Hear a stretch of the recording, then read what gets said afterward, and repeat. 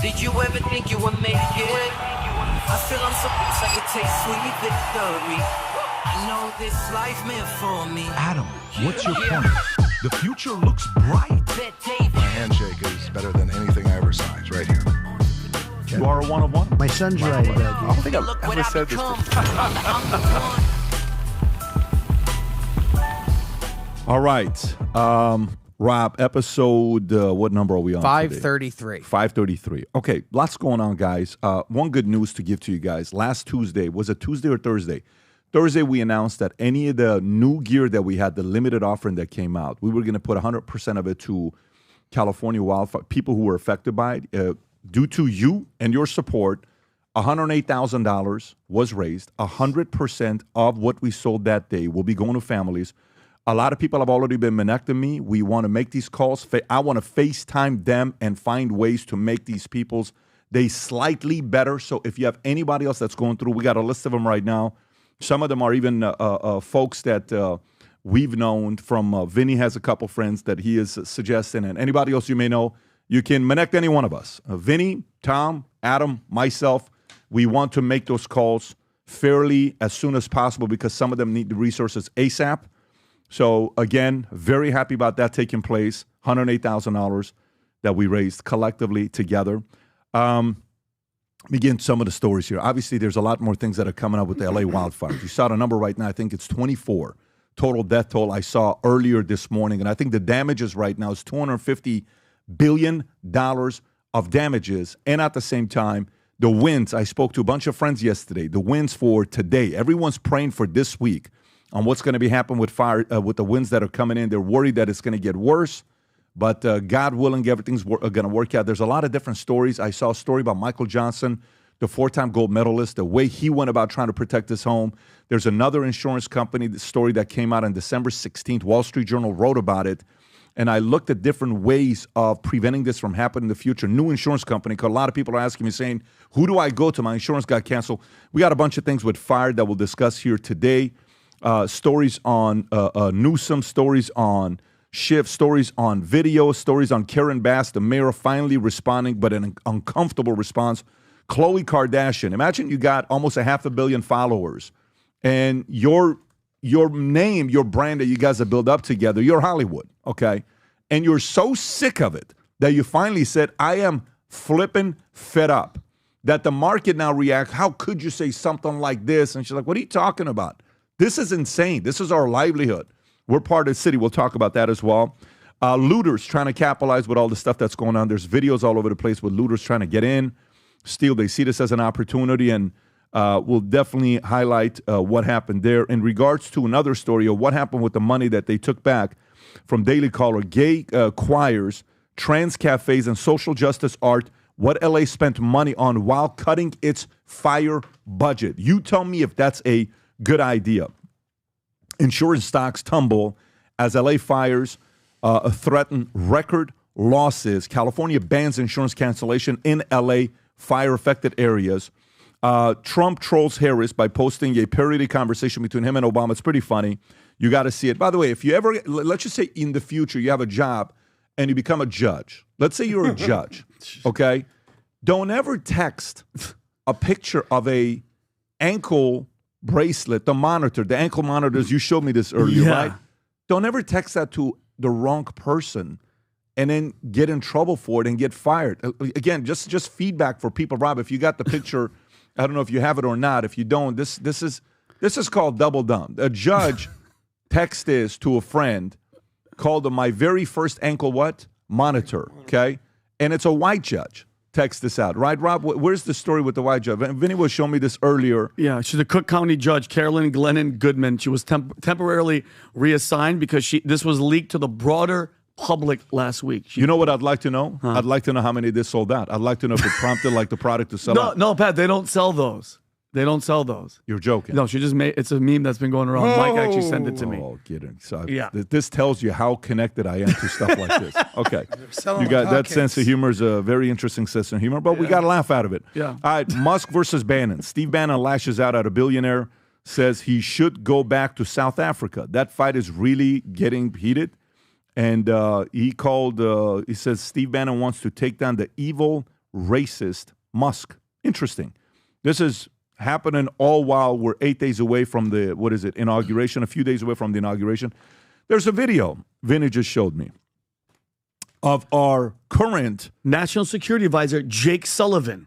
And when you watch this video, folks, he's getting up there saying, this is probably the last time you'll hear me speak, but I don't even want to tell you what he says. I want to get your reaction from it in the comment section. So wait till we play this clip for you. Mark Zuckerberg slams Apple on its lack of innovation and random rules. You know, there's a book written, Choose Your Enemies Wisely. I know that guy. I wonder if that's the right enemy he's choosing. We'll see. In one U.S. town, residents are legally required to own guns and ammo. Imagine you live in a city and they say, do you have a gun? No. You're getting a ticket today, buddy. You got to go buy a gun, right? That's how that city rolls. Okay, TSMC fourth quarter profit sees jumping 58% among strong AI chip demand. And again, this has to do with Taiwan. We'll cover that. That's a Reuters story. Sonos CEO, great first name, terrible ideas. Patrick Spence steps down after disastrous app launch, and they replace him with a new CEO. And I'm not surprised that's taking place. It's about time they're doing it, but I hope they fix some of the things. We'll talk about that. American Airlines focus on ESG and 401k plan is illegal, U.S. judge rules. Thank God for that judge. Poll, only 16% Americans say Disney content is better than it was in the past. And we got a couple other stories that came up from the addendum. LA Times owner says endorsing Karen Bass was a mistake due to incompetence. And then Gavin Newsom says he's already reimagining LA 2.0. Oh, wow, Gavin. So excited. So, LA 2.0, folks, this is just reimagine what the 2.0 could look like. Post wildfires, newer properties, right? About just a strange way of selling it. He's got a Marshall Plan to rebuild. It's all about a land grab. This is a story that came out from Sportskeeda. Talking about Gavin Newsom's talks about potential property deals in L.A. following the wildfires. Michael Cohen pleads for please Biden presidential pardon. I'm somebody's son also, meaning if you give it to your son, can I get it? Maduro makes a strange call. He calls for Puerto Rican invasion to liberate island from the U.S. Hamas expected to release 33 hostages in first phase of emerging deal, Israeli official says. And this is a CNN story. And didn't a guy that just won like an election a week ago said, I swear to God, if you don't release all the hostages. Yeah. He said something. He threatened them. He seems serious. Yeah, he seemed pretty serious. I don't know if I think it looks like maybe they're believing him, but we'll see. We'll see. Hell on wheels. Killer who plowed car into wall, murdering 2, whined about handcuffs during arrest. This is a video that came out. I believe it's because her boyfriend broke up with her. Is that the story, Rob? Yes, according to reports, the two were in a relationship. Relationship ended. The man ended the relationship, and then the girl killed the man and his friend in a vehicle. She crashed her vehicle into a wall going at excess speeds of 100 miles an hour. You should see the vehicle when they showed up. They didn't believe anybody was alive, and then she made it because she had a seatbelt on. China discusses sale of TikTok U.S. ready to Elon Musk as one possible option, and Tom celebrates. But that part was just added. I'm just giving a hard time to Tom. Arson is spotted starting California wildfire and a few other things that we got here.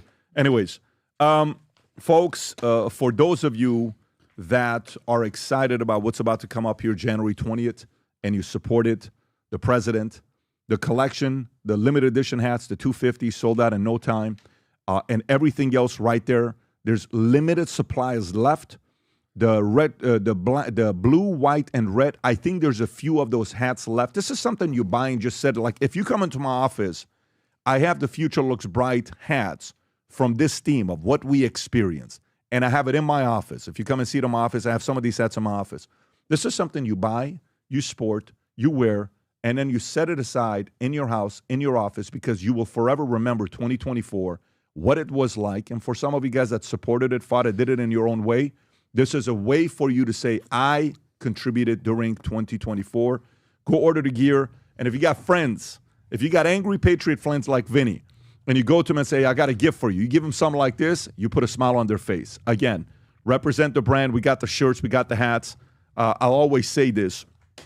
Numbers came back. We were trying to see what the number was going to be for 2025. 2024, we ended up having over 120,000 pieces of merch sold in 2024. Just 3 years ago was 600. Future looks bright as becoming a movement. We're going to have 1 million people worldwide. We're in this gear representing it right now.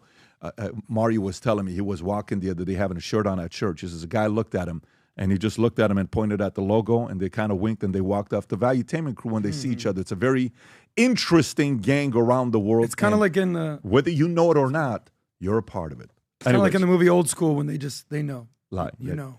Yeah, so Part of the- whatever Adam said, folks. Go to VTmerch.com, fraternity. place your Part of the order. fraternity. And for those of you that have the Godfather. families in California that are affected by it, we raised $108,000 on last Thursday, where we said 100% of it's going to go to families in California. If you know anybody, shoot me, Tom, Vinny, or Adam a Connect of a story and their phone number. We may just surprise FaceTime them and help them out. Okay. All right, let's get into the story here with everything that is taking place. California wildfires. Let's just go into that. The total death toll right now is 24. Damages, the number you see circulating right now, is $250 billion. While this is going on, Gavin Newsom says he's already reimagining LA 2.0 post-wildfire and that California needs a Marshall Plan to rebuild. While this interview is taking place, is this the one where the individual questions him? Is that a guy or I don't honestly? That's a guy. And Pat, look at first of all, that's a I don't know yet because I haven't heard the voice. But look at the lighting, the setup. This is a. But I'm actually really asking a question. It's a guy. I want to say late. It's a guy. It's a guy. Look at the way the guy pushes back when he asks a question and Gavin says something, and he makes a comment. I just want you to watch this first. And can I say one thing? Yeah. Look at his hand. He's a professional hand gesture, so you don't look at the venom coming out of his mouth. Play this clip. Over the course of the next several years, Los Angeles will be host to the World Cup, and then the Super Bowl, and then the Olympics. With this rebuilding effort needing to take place, is LA going to be ready for all of those global events? My humble position, and it's not just being naively optimistic, that only reinforces the imperative moving quickly, doing it in the spirit of collaboration and cooperation. President of the United States, Donald Trump, to his credit, was helpful in getting the Olympics to the United States of America, to get it down here in LA. We thank him for that. This is an opportunity for him to shine, for this country to shine, for California and this community to shine. The opportunity with all of that and all that opportunity and that pride and spirit that comes from not just hosting those three iconic games and venues, but also the opportunity, I think, to rebuild at the same time. And that's why we're already organizing a Marshall Plan. We already have a team of looking and reimagining LA 2.0, and we're making sure everyone's included, not just the folks on the coast, people here that were ravaged by this disaster. You just said you're organizing a Marshall Plan for the rebuilding of California. What is that Marshall Plan? Tell us about this Marshall Plan. We're just starting to lay out. I mean, we're still fighting these fires. So we're already talking to city leaders. We're already talking to civic leaders. We're already talking to business leaders and nonprofits. We're talking to labor leaders. Okay, so when you hear that and it says LA 2.0, he looks at himself as if it's a hero. Like he's here to save you, California. Yeah. You're so lucky to have him. Mm-hmm. I'm here. I'm going to save you. So do you know what happens when I see that? So imagine all of those people that lost their homes, who voted for him, who are for him, who like him. That's what I'm talking about. Hear me out what I'm saying right now. Imagine the ones who voted for him, who protected him for the recall, who like him, who lost the home. Are they watching that and saying, oh, wow, he's so sincere. He has me. What percentage of them do you think he still has? 85%. Oh, you think so? These people are so, I know some that I've just spoken to 2 days ago that are yelling at me about how amazing and how he's the best and that this is all Trump's fault. Are you kidding me? I'm dead serious. And Pam, this is no BS. They're so brainwashed, they're still going to vote for this guy. Don't let the hype. I remember we talked about it 2 or 3 years. He's going to, because what he's done in 2026. They still love him and they're still going to vote for this shit. Tom, what do you think? Stockholm Syndrome, Los Angeles, California. Well, I understand the Stockholm Syndrome, but that's much different. Those are people that are hostages. that develop a relationship mentally with their captor. And that's different from this. I think that there's very meaningful percents of this, and I'll give you a great example. The presidential election in California was closer this time than the last 5 elections, like meaningfully closer, and Orange County was red. There is already a shift of voters there. And I take you to Arizona. In Arizona, where immigration was on your front porch, right? Literally. Liberals, Democrats, you went to the store, to the ATM, you saw the homeless people that were obviously immigrants, panhandling, vandalism, petty theft. These things were happening. Whereas in Missouri, immigration was a debate between you and me at Starbucks, because we don't see a lot of it in Missouri. But it was on our front doorstep, live and in living color in Arizona. The Arizona voters shifted. And I believe you're going to see meaningful numbers. Is it 90% the other way? No, it won't be 90% the other way. But just like when the Arizona voters on immigration, they moved from Biden voters to Trump voters. And they were very firm Biden voters. And Specific to the numbers. celebrities. Specific to the celebrities who lost homes. Now, do you think they will flip? Yes, and I think they will absolutely flip. And I look at Arizona, and that's human nature. Whether you're a celebrity or not, there are celebrities in there.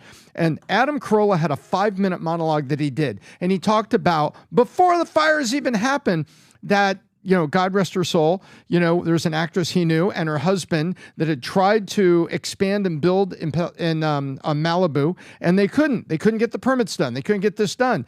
And he's pointing out, Adam Carolla correctly, he says, you just wait till you get permits.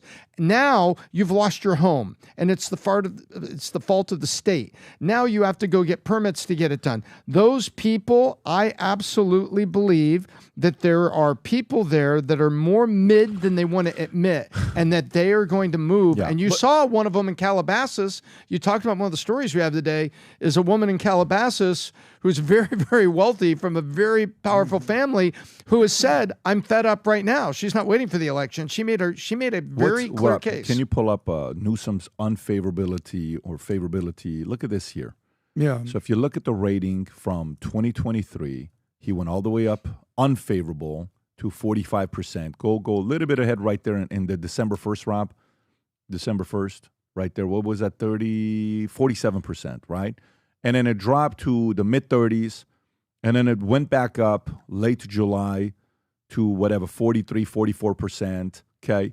And then now today, it's the highest it's been, and what's the number? 49.2%, okay? On the unfavorable rating side of things. Which, by the way, right. That's as of November 30th, 2024. Yeah. Rob, do you have that as of right now, what the rate is? Or is that just from them? You That's saw from the that reflection of that in the presidential results. You Here saw it is a right direct here. reflection of that. But About during the recall, which was when Larry Elder was running, when he came onto the show, which was almost 2 years ago. 2022, I want to say. His approval or unfavorable ratings and favorable ratings were basically 50-50, depending on the polls you look at. Now, January of 2025, okay? 27% unfavorable rating, 20% favorable, unfavorable, almost 50%. So the dam has broken. Exactly. Yeah, but October of 2024, keep in mind this, since the election,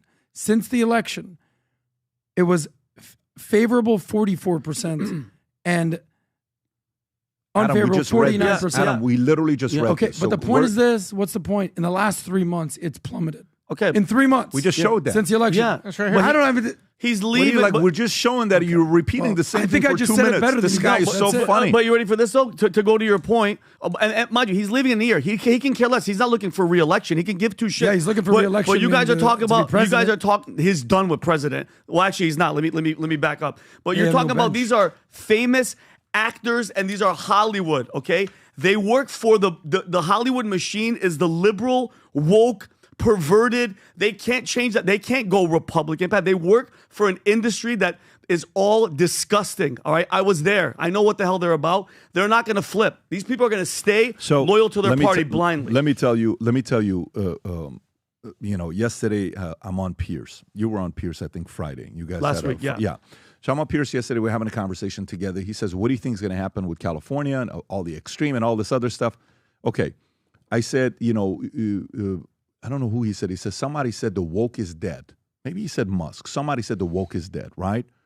Anyways, if the woke is dead, I said, what you have to be careful is when one extreme dies, another extreme is born, okay? Meaning, the Hollywood elites are an extreme. 100%. So meaning they're not a big community, but they are a loud community because everybody wants to know what they have to say, Yes. right? And so when you see that, reflection on what's going on with Hollywood, the extreme left, the extreme right, all the extremes are breaking things. All the extremes are the ones that are causing confusion and havoc, right? Here's what it really comes down to. What it comes down to is the average age of somebody in LA, Rob, if you want to pull it up, the average age of somebody in LA right now is 37. That's exactly the number. Is it? It's 37 years old, okay? The average age of somebody in LA is 37 years old. 36 and a half, that's 2022. Today's 37 years old. Okay. How many of this people at 37 years old, if you go back and think about when you're 37 years old, what events are a 37-year-old going through? They probably got married. They probably have a kid or two at 37 years old. The average 37-year-old is what I'm talking about, right? So they have a kid or two, and what decisions are you making at that age? The decisions you're making is, do we buy a house? Do we not buy a house? Do we start a business? Do we not start a business? Do we go and get another MBA, or do I get a little bit additional education to be able to get a promotion? What you're thinking, because guess what's about to come up? 40 to 55, that's your money-making years that you're about to enter. 45 to 60, but 40 to 55 is when you really can make some money, and then you compound it from 55 to 70 years old. All right. If you watching all this stuff that's taking place, think about the 37-year-old. They go to bed at night, laying next to their wife, and they're talking. Babe, you think we should still buy that house? I don't think so, babe. But don't you think there's going to be a discount after the fire? Babe, no. Forget about the discount. Babe, what do you think we do with this? Do we start that business in LA? Do we start that thing here? Anything you say, do we buy that house? Do we start that business? Do we grow into this community? Do we go? What you're saying is, if you say yes, you're saying you trust that the politicians in California that have a supermajority in the House, in the Senate, they control it all. When you control it all, guess what you get to say? All the good that happened is because of us. Mm-hmm. But what's the problem when you control it all? Anything that bad that happens, it's what? It's on you. So he can't say, well, the reason why, California and why we're going through this is because the Congress in California didn't approve the $2.5 billion that have been sitting there that we would have helped us. You can't say that. There is no gridlock. You are the gridlock. That 37-year-old is who they have to worry about. This 37-year-old is not famous. This 37-year-old doesn't have 100,000 followers on Instagram. This 37-year-old is not a multimillionaire. This 37-year-old is not a Hollywood star. This is a regular 37-year-old that's trying to make a decision of where do I go raise my kids the next 30 years. And they're asking, buying a house? Where do I put my kids? Career? Starting a business. Let's go through each one of them. Buying a house. Do you think homeowners insurance is going to go up or down in California? Skyrocket. Skyrocket. Do you think homeowners insurance companies are going to stay or leave the state of California? Leaving. Okay, let's go to number 2. Starting a business. Do you think regulations in the state of California are going to favor small business owners or are going to make your life a living hell? They're going to work against you. Do you think starting a business with people coming and stealing from you, do you think the governor, the politicians in the state of California are going to protect you? Or are they going to defend the other person? Other person. Exactly. Okay, so now we have buying a house. And if you buy a house and you want to make it your own and you want to get a permit to build a bedroom in a backyard to have your in-laws stay in, how long do you think it's going to take for you to get that? Years. Okay, so then we go to the next one. You got kids. Hey, babe, let's have kids. Your kid is 2 years old. You have 2 of them, a 2-year-old and a 4-year-old, right? And you're sitting there saying, what school do we put him in? Do we put him in private? Do we put him in public? Do you trust the direction the education is going to the state of California? No, with Drag Queen Hour? How long do you think it's going to take for it to turn? Will it ever turn? I think the part that's going to be the slowest thing to turn in California is education. Maybe they'll fix the permit. Maybe they'll fix some of that stuff. Maybe.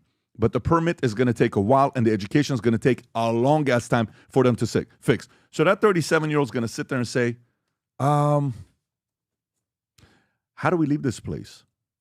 So California thinks the mass exodus was the one that they had. Can you go to the census, Rob, that shows how many people left California? The U.S. Census shows California lost 1.234 million. Yeah. And then type in census. If you can type census. Lost. There is a Wikipedia that Brandon sent to me yesterday, Rob. If you don't have it, there's a Wikipedia right there. It's 1.234. I just want the audience to see this because I want you to use it when you're talking to other people. Here you go. I got it. Let me send it over your way. 1.234 million people was lost in California, okay?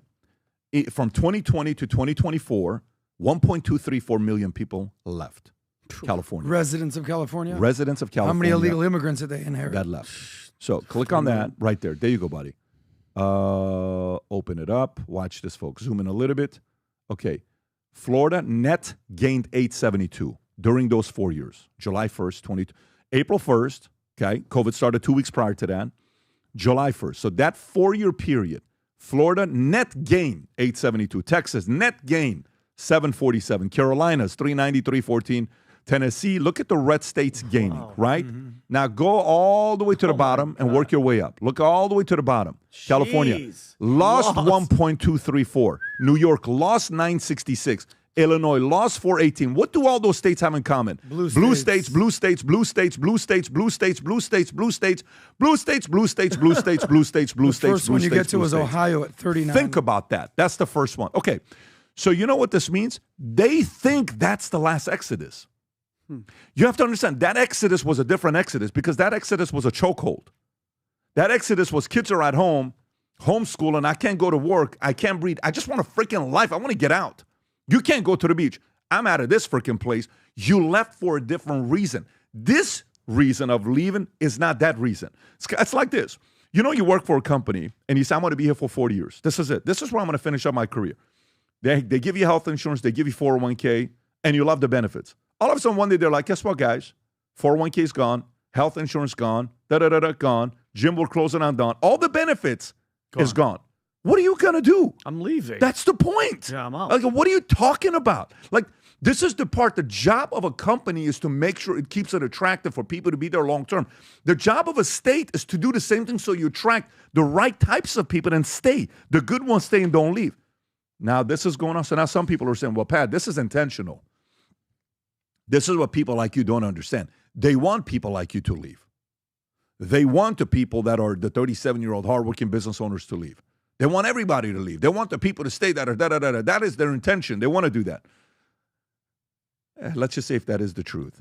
This next exodus California is going to be experiencing, Tom, what would you be thinking about at 37 years old? How would you decide? Would you just sit there and be like, take it?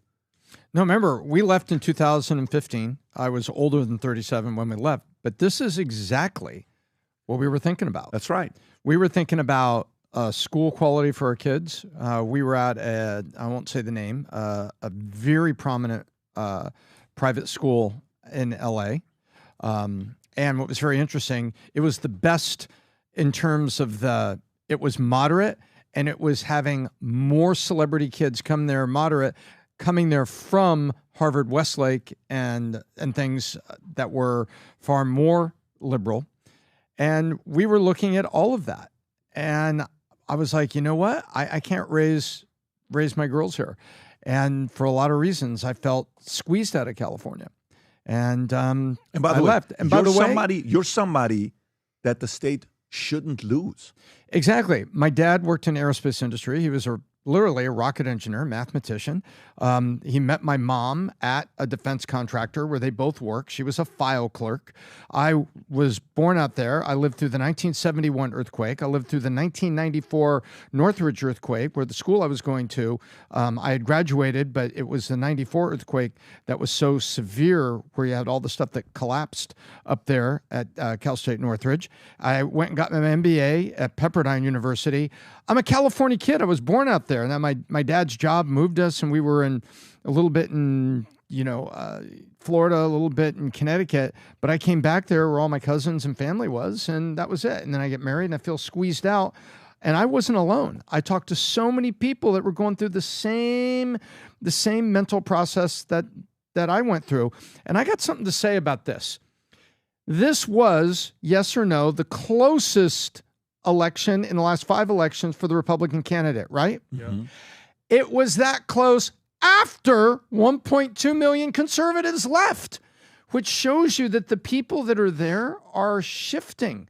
Can you imagine if those 1.2 conservatives were still there, how close that election would have been? And so the people in California, I'm seeing people are fed up. I see people I think that are both you leaving. and Vinny are right, because the distinction, Tom, is the following. I don't think the Hollywood people, they're going to lose all of those guys because they fear the favorites. No, I agree with that, but I'm saying that there's some secret agent moderates that have flipped. You're right. And that's the distinction between the two. Yesterday I had an hour conversation with Sharon Osbourne, and we're having she is Hollywood. If you remember, Sharon Osbourne was the one that they on the streets there. She's walking. She says, "So what do you think about BLM?" She says, "The biggest fraud. We gave them $900,000." I don't know if you remember when she said that. Yeah, of course. So they can't even believe what's going on with LA right now. Let me go to Khloe Kardashian. So here's the Hollywood. Okay, Yep. It doesn't get bigger than the names Kardashian. Nope. That's the name, right? Yep. Okay, so Khloe Kardashian slammed by liberals for calling out Mayor Karen Bass over response in LA fires. Rob, do you have a clip on this? Or this is the one that she posted, right? Yep. Okay, can you zoom in so I can read some of this stuff? So she posts this on Instagram. "I stand by you, Chief Crowley. You spoke the truth and had tears in your eyes because I can't tell you didn't even want to say that. It was the truth." Okay, go a little bit lower. It says, "Thank you for being honest, Chief Crowley. Mayor Bass, you are a joke." Okay?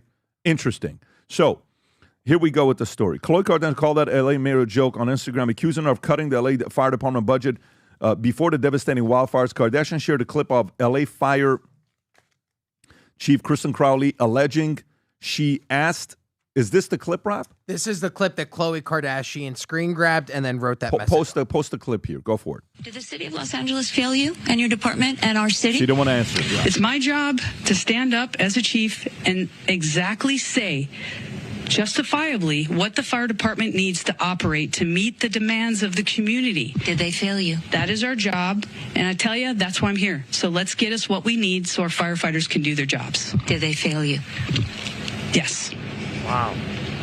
Dude, it's not easy to do that because she knows what's coming after. She knows what's coming. Liberals criticized Kardashian for remarks, with one saying, "It's interesting how Khloe, Elon Musk, Kardashian have been very quick to call Mayor Bass a joke, but had no smoke for Trump, J.D. Vance, and Elon during the past election." Another added, "Khloe got some nerve calling the mayor of L.A. a joke when she literally has Tristan Thompson."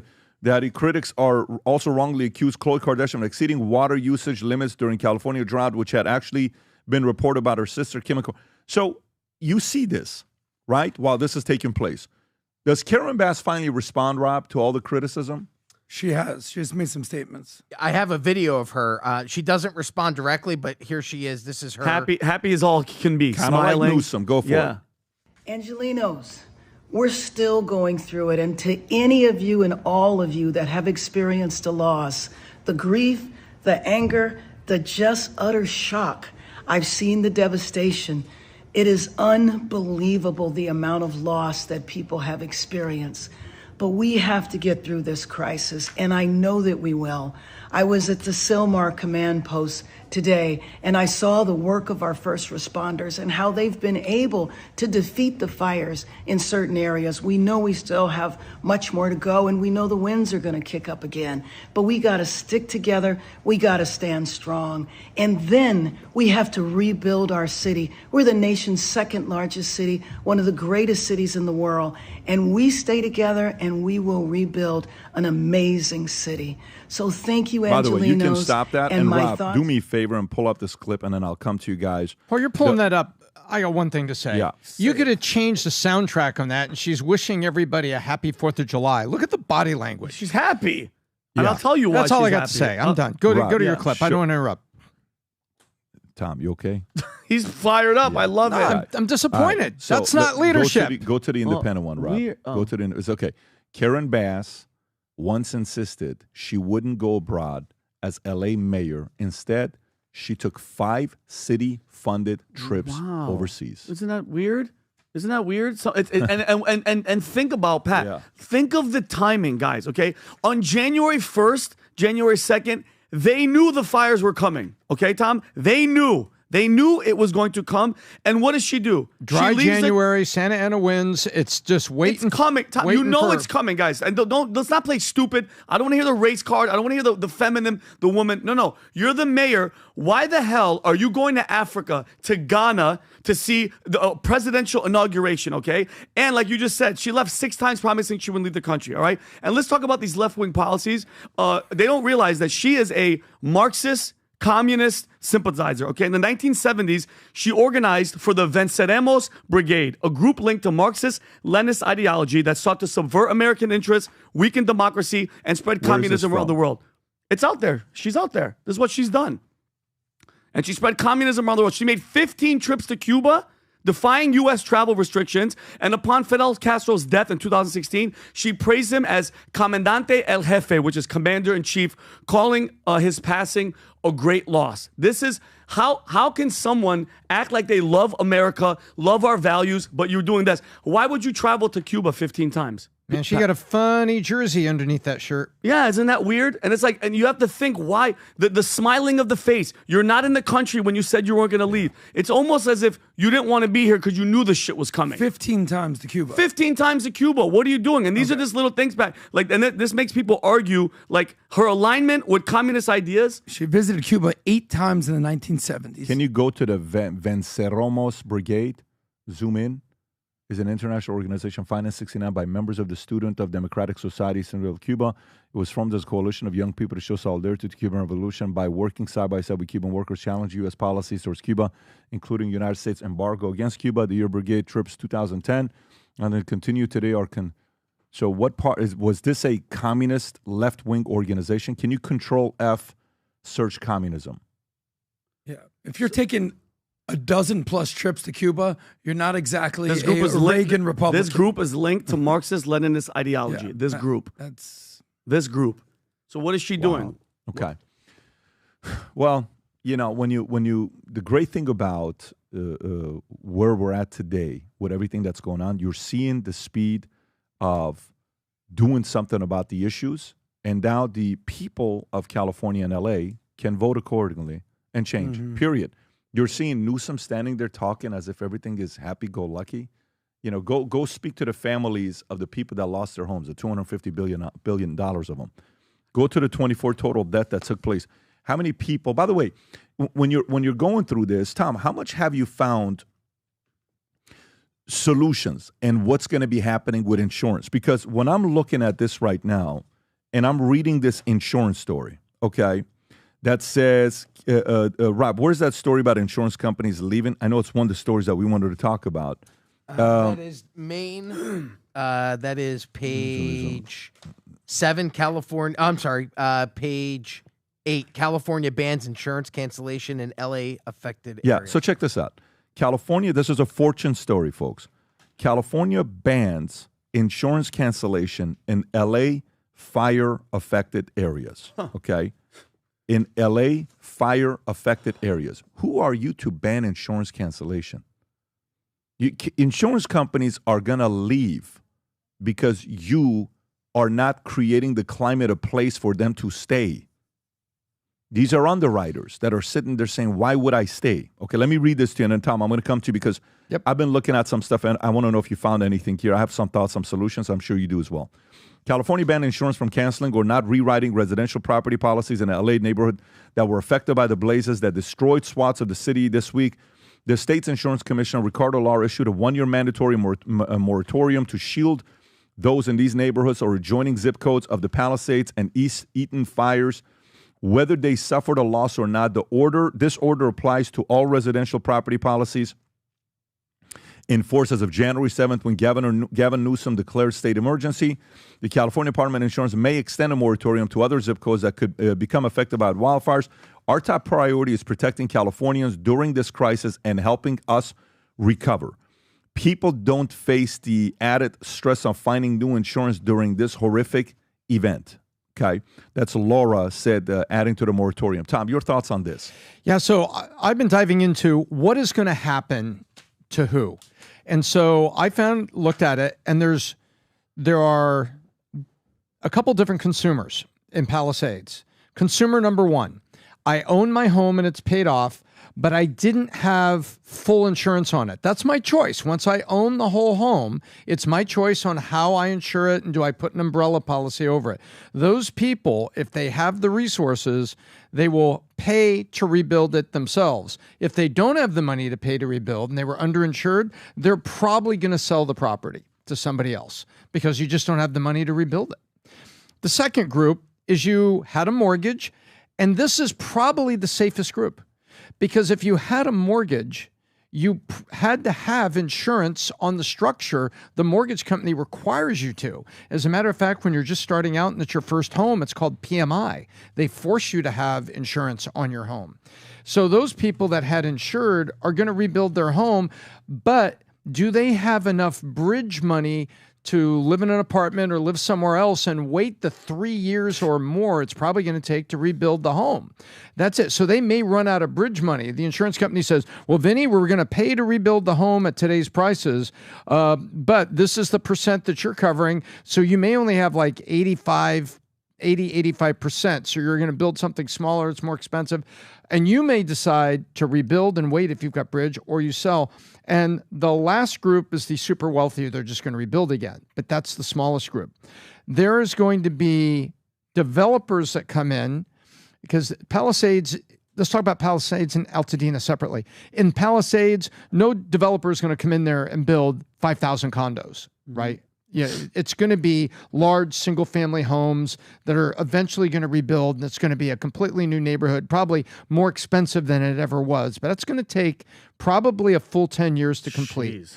Because we have to, how are you going to rebuild it? You can't just rebuild them all at once. There's not enough labor, there's not enough contractors. Now in Altadena, there's some more moderate neighborhoods over there. Those people are probably going to sell. And as for the insurance cancellation, I was looking at this, Pat.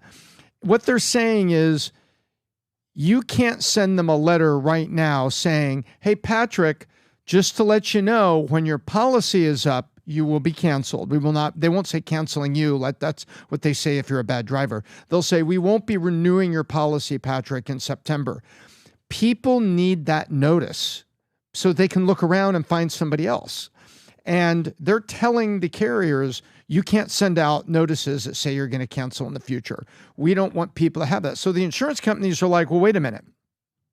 What if Patrick is up May 1st? That's like in 2 months. We're not even going to have all the ashes swept out of the streets by then.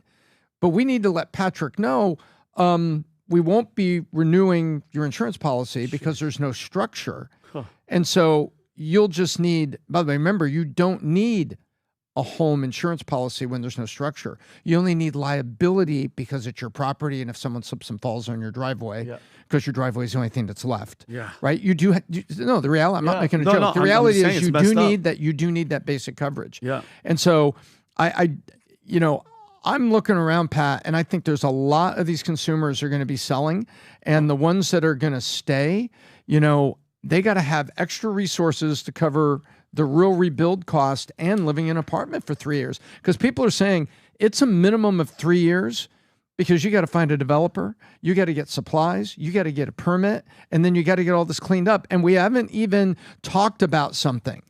Yeah. All the neighborhoods that were above ground electrical, guess what?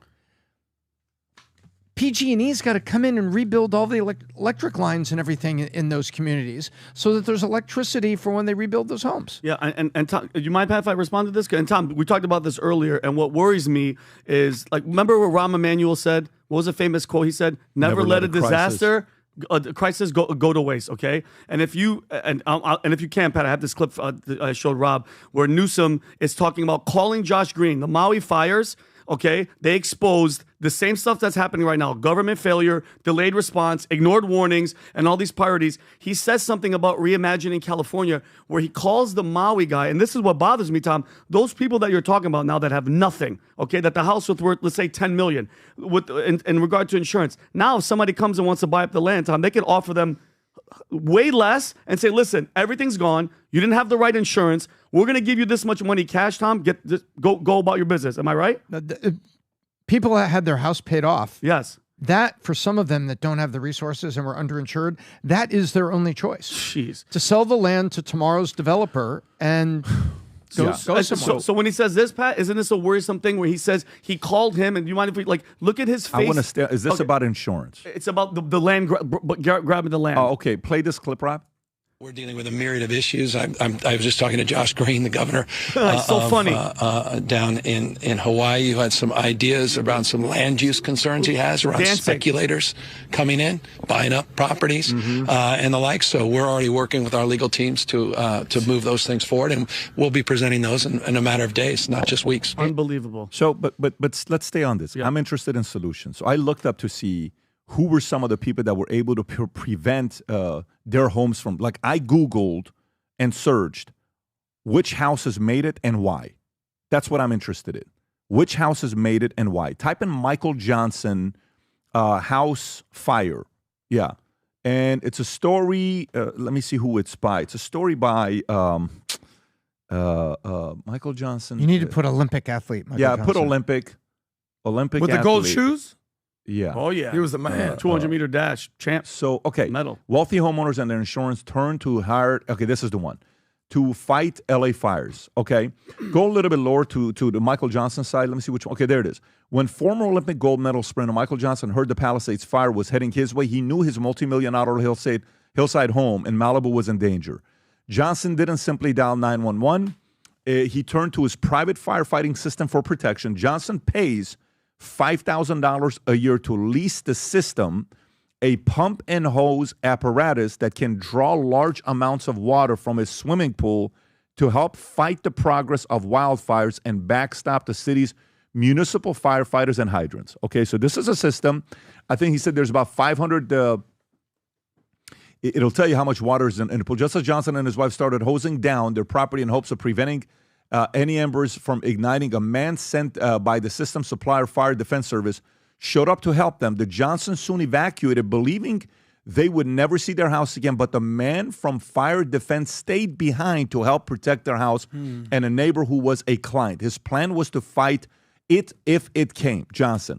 As the inferno engulfed, tensions have flared over the crews of firefighters.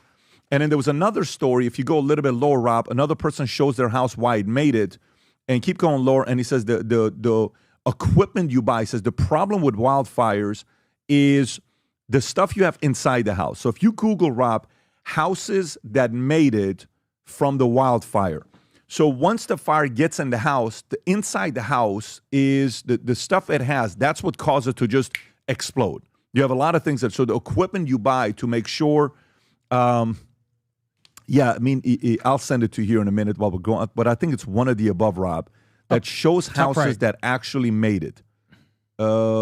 Yeah, that's the one right there. Zoom in a little bit, Rob. Okay, why these homes survived the LA fires. Go a little bit lower. So this is what I'm interested in. More than 12,000 structures have been gone while originally single homes. A brand new house in Pacific Valley, designed and built by our architect Greg Chase in the Northern Summer 2024, could have easily been one of them. None of other homes around it survived, and the car parked out up front of neighbor was perfect vector to spread the flames. Yet on January 9th, after a night of devastation, Chasen found the house intact, barely touched by fire. A photo of the house posted on Malibu Architect went viral on X, and a thread on Reddit swelled with guesses about who saved it. Can you open that up? Let's see what that looks like. Okay, I think that's the same house. So you see that house right there? No word. The guy, the owner of the house said the following. Can I read? Yeah, there you go. No words, really, just a horror show. Some of the design choices we made here helped, but we were also very lucky. Zoom in a little bit. That's his house. Look at the stuff on the left and look at the stuff on the right. Wow. Okay. So now go back to the story, Rob, if you could, and let's continue. Luck was the biggest factor. Chasen concedes, but it wasn't Providence alone. If it weren't for several fire-resilient design strategies, the home would have been destroyed. This house was a personalized labor of love and a dear friend. It means a lot from corner. Thousands of Angelinos are still at risk. Anyways, so go fireproof and let's see what it says. Go a little bit lower. Some of Chasen's fireproofing decisions stand out in the picture. The yard is protected area free of vegetation. fenced off by cast-in-place concrete garden walls with landscaping and sparse Mediterranean desert style. The homeowners has been through fires before, so he was prepared. He removed rubbish bins and other loose items from around the house and even left the side gates open, knowing that a fire can spread along a fence to a house. We were unfortunate that the neighbor parked the car adjacent to the house. There's molten aluminum in the picture, 1,200 degrees Fahrenheit. That wall prevented a lot of heat from getting into the house. Other design factors were more subtle. Along the side of the house, there are no eaves or overhangs, which can form eddies or trap embers blown by high wind. The house doesn't have any attic vents to allow sparks to get inside the roof, which is metal, with a fire-resilient underlayment, and the house's simple front gable without multiple roof lines. I mean, this is the part where if somebody is thinking about staying in L.A. and building a house, call this guy Chasen. Yeah. That guy's going to get a lot of phone calls because this is the perfect commercial for him. I built this house. Would you like me to do the same for you, right? Think about that. So then I go on seeing which insurance companies in California or other insurance companies are looking at a solution to addressing the wildfire issues.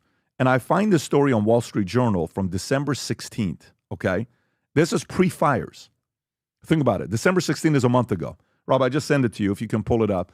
December 16th, insurance startup has a plan to cover uninsurable homes. This new insurance company raised $30 million and is writing policies in California wildfire zones. Hopefully they're still in business because that was a month ago, okay? Mark Mitchell spent more than $100,000 to make his family home in California, Santa Cruz Mountains, more resilient to wildfires after it suffered damage when a nearby redwood growth burned in 2020. Despite his efforts, he couldn't find an insurance that could have covered his home for more than 2 years.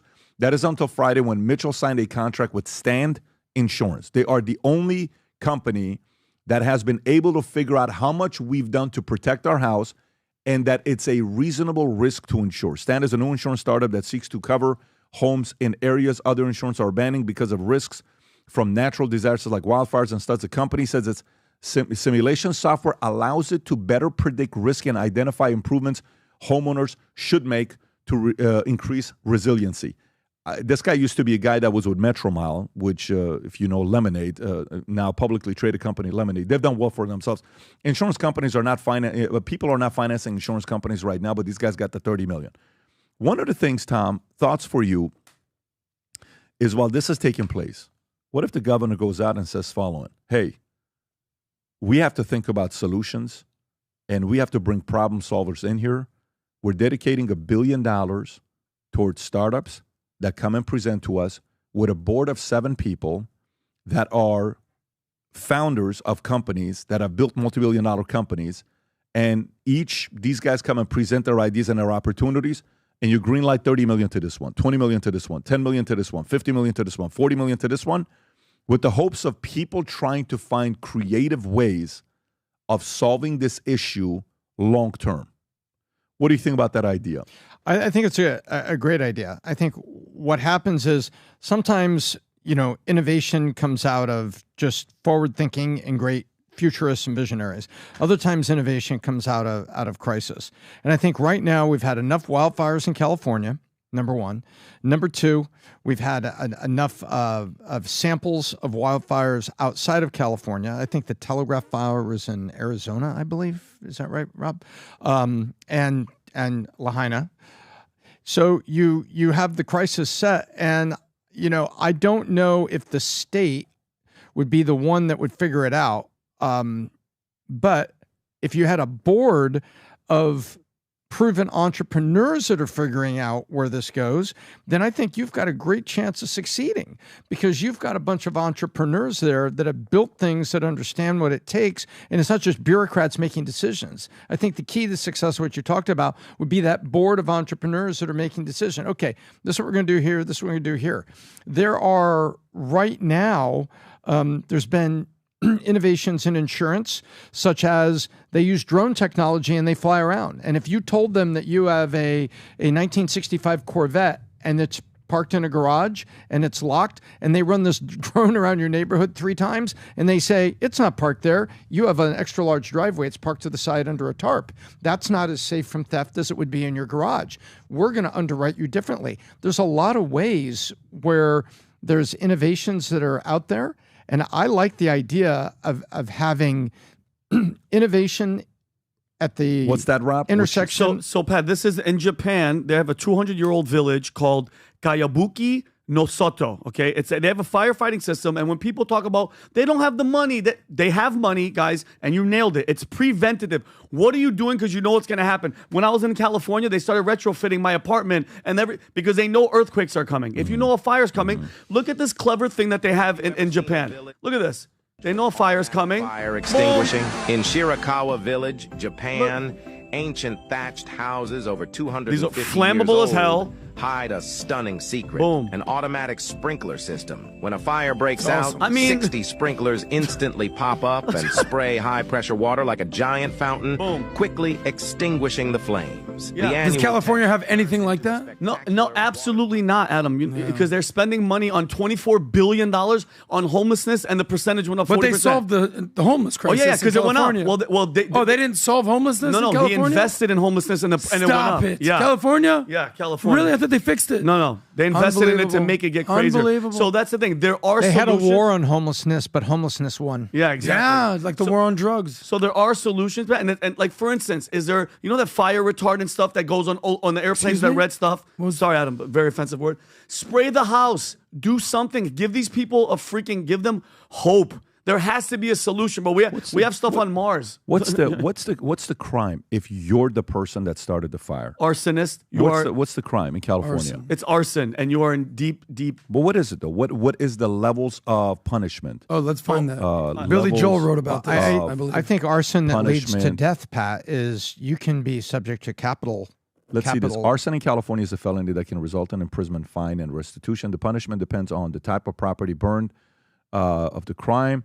Imprisonment, the length of time depends on the arson, ranging from 60 months to 9 years. Convicts may face up to $50,000 fine. Restitution offenders may be required to pay victims for damages. Go ahead. Go pull up. You need Elon Musk type of money to pay the damages. Yeah. Probation convicts may be placed on probation for up to 5 years. Not enough. No, I not think enough. If you're getting, let me tell you something. Because we're starting to see these people that are coming out of the woodworks, they're arresting them from their homes, and they're finding out that they're arsonists and they're setting fires. Dressed up as firemen. One guy got in trouble dressed up as a fireman. To break into somebody's house and try to steal stuff as firemen. These people, when you talk about accountability, look at this guy, Pat. Look at this. Who's this guy? This looks like a Melrose area. It looks like it. I think this is LA. He's lighting a fire? Yeah, look. And then boom. This is like. Okay. So, I said something pretty controversial a couple years ago, and people said, "Are you kidding me?" And then it turns out, oh my God, I wasn't that crazy. I said, if you're a school shooter and you do something crazy and you go in and you kill a bunch of people, a bunch of kids, I said, and then you end up killing yourself. I go, where are the parents? Let's find these people. They said, well, parents can't be held responsible for the crimes of their kids. And then what happened in Michigan? The parents get arrested. Because all of a sudden they're like, no. Whatever we did in the past can't be what we do moving forward. Past performance can't predict future results. Hold the parents accountable. So if you're telling me some arsonist in California just burnt down the entire city of LA, basically, and he's going to face a $50,000 fine and 7 to 9 years in jail, Rob, and anyone associated with him needs to be held accountable. I got you, Rob. But Google arson crime punishment by state. By state. Okay. Watch this here. Okay. Zoom in a little bit, Rob, so we can see it. There you go. So it depends by the state. Florida, it's 30 years. Good. In prison. Good. While in California, it was 9 years. Okay. That's a retard thing, because are there fires in California or are there fires in Florida? Exactly. It's so backwards. Rob, can you maybe type in what state has the most severe punishment for arson? Has Great the most point, severe punishment for arson? Yeah, I'm just curious right now. What state is it? According to Available Information, California is widely considered to have one of the most severe punishments. It's 9 years. It's not that bad. What are they talking about? What is it? Tell us what it is. Go a little lower. But you do have the death penalty potential. Where do you see the death penalty? Arson results in fatalities. Okay. In extreme cases, which arson like the Esperanza, Has a person ever had a death penalty in California for arson? Does California even practice the death penalty? Well, let's see this here. If somebody has anyone ever California death penalty? No, First, California no, does not allow. Hang on. It doesn't even have the death penalty. Arson Go down, because go down. of federal court. California arsonist gives death sentence. So Ricky Lee Flower has been convicted of murder over 2003 fire that caused 5 heart attack deaths. Breathing and Fire get killed 5. So this guy died. Is Ricky give him the Lee death penalty? Fowler dead? Well, hopefully not the golfer because he's a good guy. But who's this guy? Ricky Lee Fowler. What is that? Can you? So in terms of Ricky Lee Fowler, yeah, I want to know if this has happened. Because when something like this happens, there has to be an example made at the highest level. And when the example is made, then from there, it gets some people's attention. Not everybody's attention. It gets some people's attention. But I can't. Like again, if I'm the governor of the state, the first thing I want to do is get the smartest people in front of me. We're going to have a full-on meeting to come up with ideas on what to do with this. What money do we need? Who do we call? Who do we raise the capital from? Problem solvers are in my state. Let's get to it. Let's get to find out what happens here. Rob, did we find out if this guy died or not? I can't find that he was put to death, so that leads me to assume that he's still on death row. Ask Brandon, can one of you guys check this Ricky Lee Fowler death penalty, California? Yeah, and just so we know, because there's a lot of speculation, people are wondering. I saw satellite imagery of all 3 separate fires starting at the same exact time. I keep seeing videos of these arsonists, black hoodie, like Antifa-looking guys. Juan, the guy that got arrested in Woodland Hills, Pat, the guy that was walking around with that yellow blowtorch and Kenneth Fire. Guess what? They arrested him. He's a Mexican national who's entered the U.S. illegally, has a criminal history, including a 2023 conviction for assault with a deadly weapon. He's currently held on a felony probation violation. He hasn't been charged with arson due to insufficient evidence. He had a yellow blowtorch in his hand trying to start stuff on fire.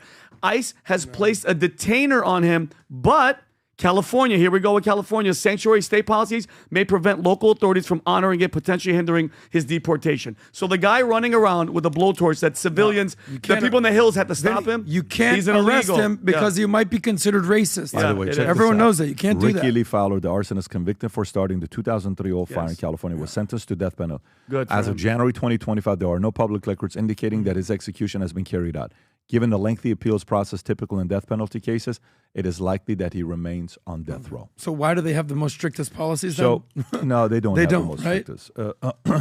They don't have the most strictest. It's just this is a prime example of you have to make an example of the people. Okay, you have to put what's the phrase? The fear of death. God. The fear of God and the fear of death into people who do things like this. And who benefits from this fire? I'm trying to see, who actually benefits from this fire? If you were to think about who benefits from this fire, insurance companies don't benefit from this fire. Who benefits from this fire, Tom? Well, ultimately, I'm trying to think if there's something behind it. Because you know how the Chase Hughes guy that we had on the podcast who said, anytime you see a massive event that takes place, and then they come up with immediate solutions to say, this is what we have to put cameras, this is how RICO and Patriot Act and all this stuff happened. Who, in a PSYOP form, I mean, this would be the darkest PSYOP of all time. Who actually benefited from this fire? Real estate developers. Well, yeah, real estate developers in California Construction workers are going to be employed for a good long time.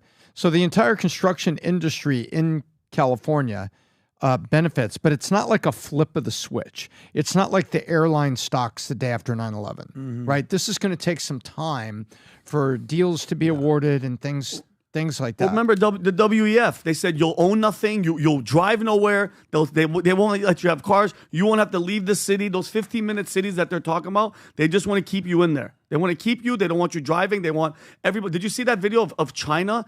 There's a new video of China where you can't even go to certain sectors, Rob, of China unless they do an ID check of your face. Like China's locking down. So if you're an elite, it's one of those 15-minute city things. I'm trying to figure out. Can I respond to that? Own nothing and be happy, real quick, Pat. Yeah. So when they say those things, don't like you'll repeat. Just don't repeat that stuff that people have said. But go ahead. Let's see what points you're going to make. All right, they say own nothing and be happy. Well, it depends on what you own. So we're having a conversation here about whether people should buy. Pat, you said that the average age of someone in California was 37 years old, right? So what they're going through in life right now is probably they're not officially settled. We all know that people are waiting longer and longer to get married and longer to have kids. They're going through this strategy. I always say that right now in your life, you should have low overhead and high flexibility. We talked about insurance. You know who loves talking about insurance? And you know who loves buying insurance? Nobody. Nobody wants insurance. Nobody wants car insurance. Nobody wants health insurance. Nobody wants life insurance. But you need it to protect yourself. They said it's called insurance in case happens, right? So nobody wants this. But now boomers, you'll see this article in the Wall Street Journal, how millennials officially have it worse than their parents, which were the boomers, when it comes to buying real estate. And what were the, Tom, you would remember this, what were the lowest and highest interest rates in the early 80s if you're going to buy a house? Oh, right. The minutes after, so it got to 14, it got to 16, it got even higher than that. Exactly. This was the end of Carter and like the first year of Reagan while all of his reforms I want to say it's high pressure. as 18%. It's basically buying a house on a credit card. So I'm thinking like, hold on, what? Yeah, that was pure peak, right? Okay, so, and go back to the top of the article, Rob, just so we understand my point here. Millennials have it worse. How is that? How do millennials have it worse? Now, if you go into these graphs, it'll show you. It basically comes down to supply and demand. So, they say that when you're buying a house, there's another article here about basically how taxes, here it is right here, insurance and taxes now cost more than your actual mortgage. So Vinny for 2 years would ask, is now a good time to buy? Is now a good time to buy? Is now a good time to buy? What these articles are basically saying, that is the worst time to buy. So, in California, you talked about who the people are there. You're either the have-nots or the have-yachts, is what they call them. The haves or the have-nots. If you have millions of dollars, you can afford someone to, whatever Michael Johnson did, I still don't know what you're going to saying. be okay. I don't know what you're saying. What I'm saying is now is a horrible time to buy a piece of property. It is possibly the worst time that we've experienced. In California? In the country, and especially in California. Okay, got now, it. if you've got a ton of money, you're going to be okay.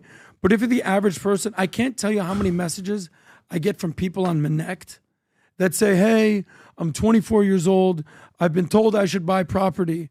I said, really? How much money do you have saved up? Like $3,000? Oh, yeah? What's your credit rating? Oh, not that good.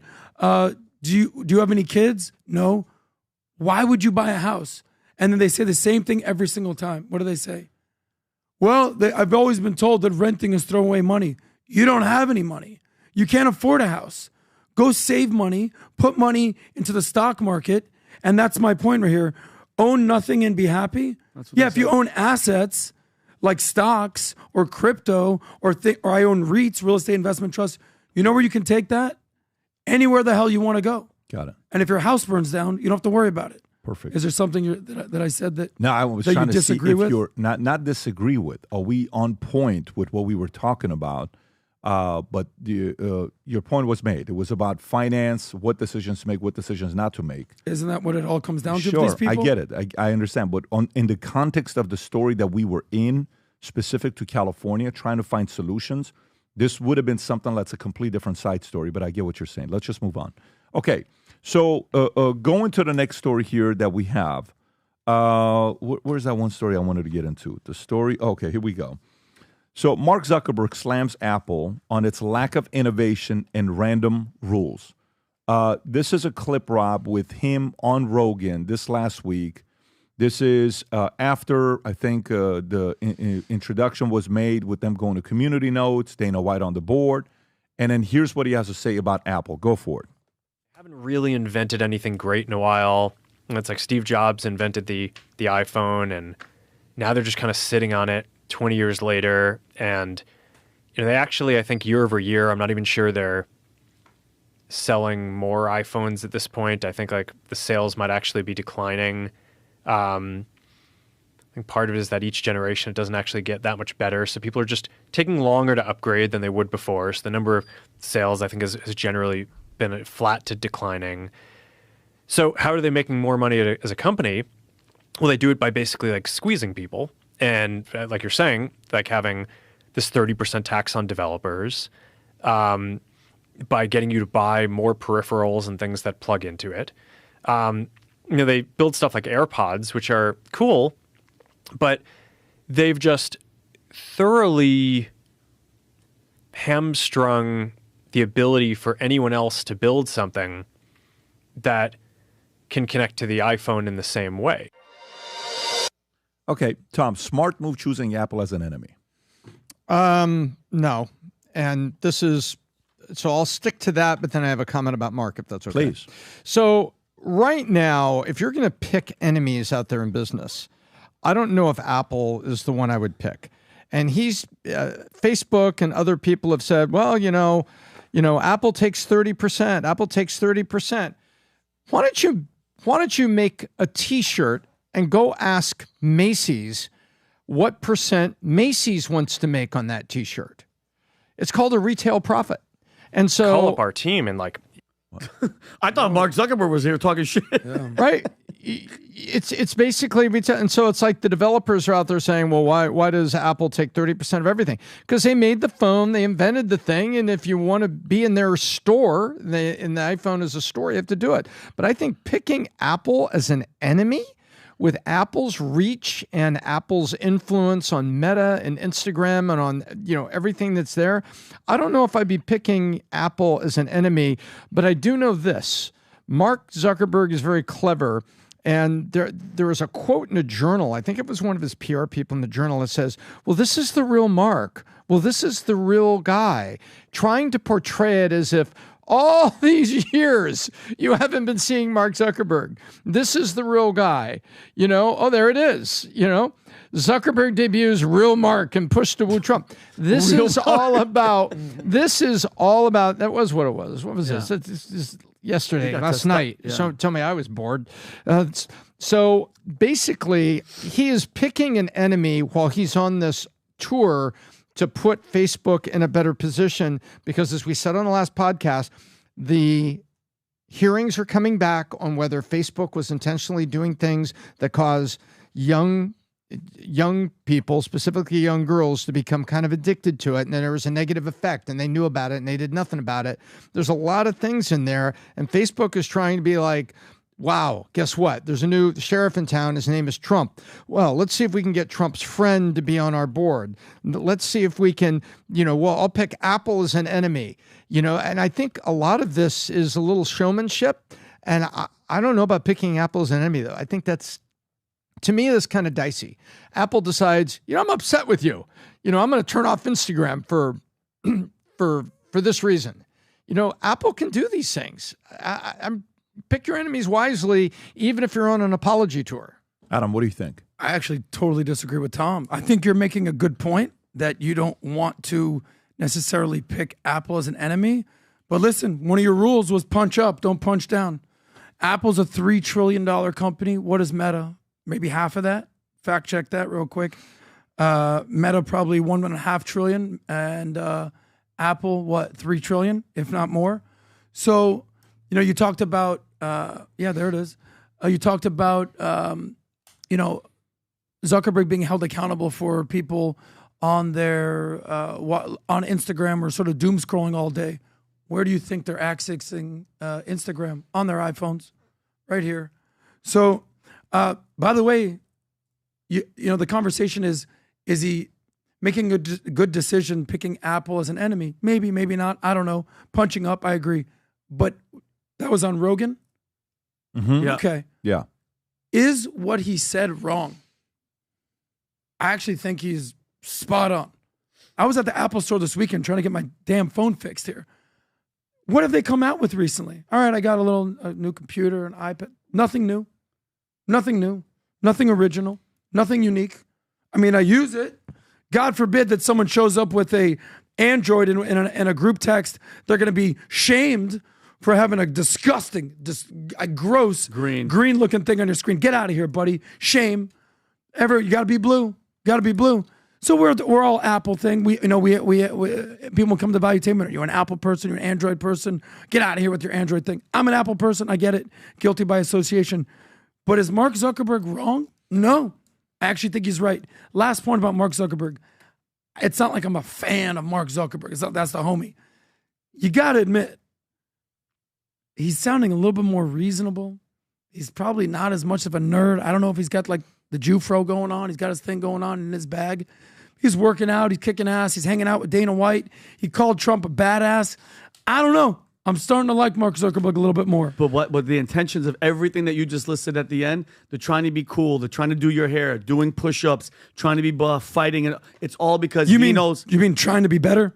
No, I don't trust that guy at all. Tom nailed it. He knows who's coming in. He knows hold on. He knows what he's done. Okay, there has to be accountability, and if anybody that's going to keep him accountable is the guy that he's kissing his ass now is going to be Trump. Because if all this anxious generation, I'm reading, Pat, you're talking about the stuff that this does, that social media, that Facebook does to the minds of the youth, and you're talking about the phones giving your. That's why I respect the hell out of what you're doing with the kids. Your kids shouldn't have a cell phone until when they said high school. They shouldn't have a cell phone until high school. And he's talking about Apple and how they're cornering the market. Look at Facebook. They don't have a monopoly. That's the problem. And all the stuff that he's doing, I don't trust it. I don't believe it. By the way, so Tom, the couple questions for you. He says, what has Apple created since the iPhone, right? What has Facebook created? They've acquired. Well, that's exactly right. If you go take a look. No, but the question is, what have they created? Well, I read an article 2 years ago, maybe 3 years ago. It says, since the thumbs up like, which was a Facebook innovation, that the news feed and the thumbs up like were sort of extensions of Facebook, and everything else, look at what they bought. They bought Instagram. They bought WhatsApp. They abandoned their own picture service that they were trying to build, and they bought Instagram. And you look at what they've bought versus what they've created, and the metaverse. Zuckerberg was spending how much on that for 4 years? Where is it? Yeah, that's what I'm saying. What is the last thing they created since the Facebook? I'm making your point. So the thumbs answer up, is, right? Okay. So they've done little things on Facebook, and but they've never. There's been nothing groundbreaking and new. That's it. Okay. So then the other question would be, do you think Zuck, going on the biggest podcast in the world, went in there open, or he went in there with intentions of making 2, 3, 4, 5 statements that he knew he was going to find a way to say while he was with Joe? Yeah, I agree. Everything that I've ever read about Mark Zuckerberg and what we've seen in Congress is that he is scripted and intentional in public. He is not he does not go off at the end and just go to the corner of the room and just talk about what he's thinking. Okay. Everything is very intentional. Perfect. So you think what he said about Apple was intentional? Yeah. Okay. Then if it's intentional, it better follow up with an announcement, in my opinion. Meaning, that's why Facebook is announcing the ... That's why this, that. Because when you make a statement like that and you truly are a chess player, I'm looking forward to see the benefit of saying that. I'm looking forward to seeing if in the next 2, 4, 6 weeks he does do something that he announces, great. If that comment was made just because he thinks he's on the, now he's got Trump's protection and Elon's protection because he gave Elon some credit with community notes. It's like, wow, now Elon's on my side. And Apple, I don't know. The reality of it is every one of these guys that has an app relies on people to use a phone that has most of the apps that are built on. And that phone is called the iPhone. So if Zuck announces a Facebook phone coming out, because I think the phone market, remember how for the longest time they said nobody ever competed with Pepsi and Coke. Anybody that comes out with a drink, what do? Pepsi or Coke buys them. RC Cola, whatever, they buy them, right?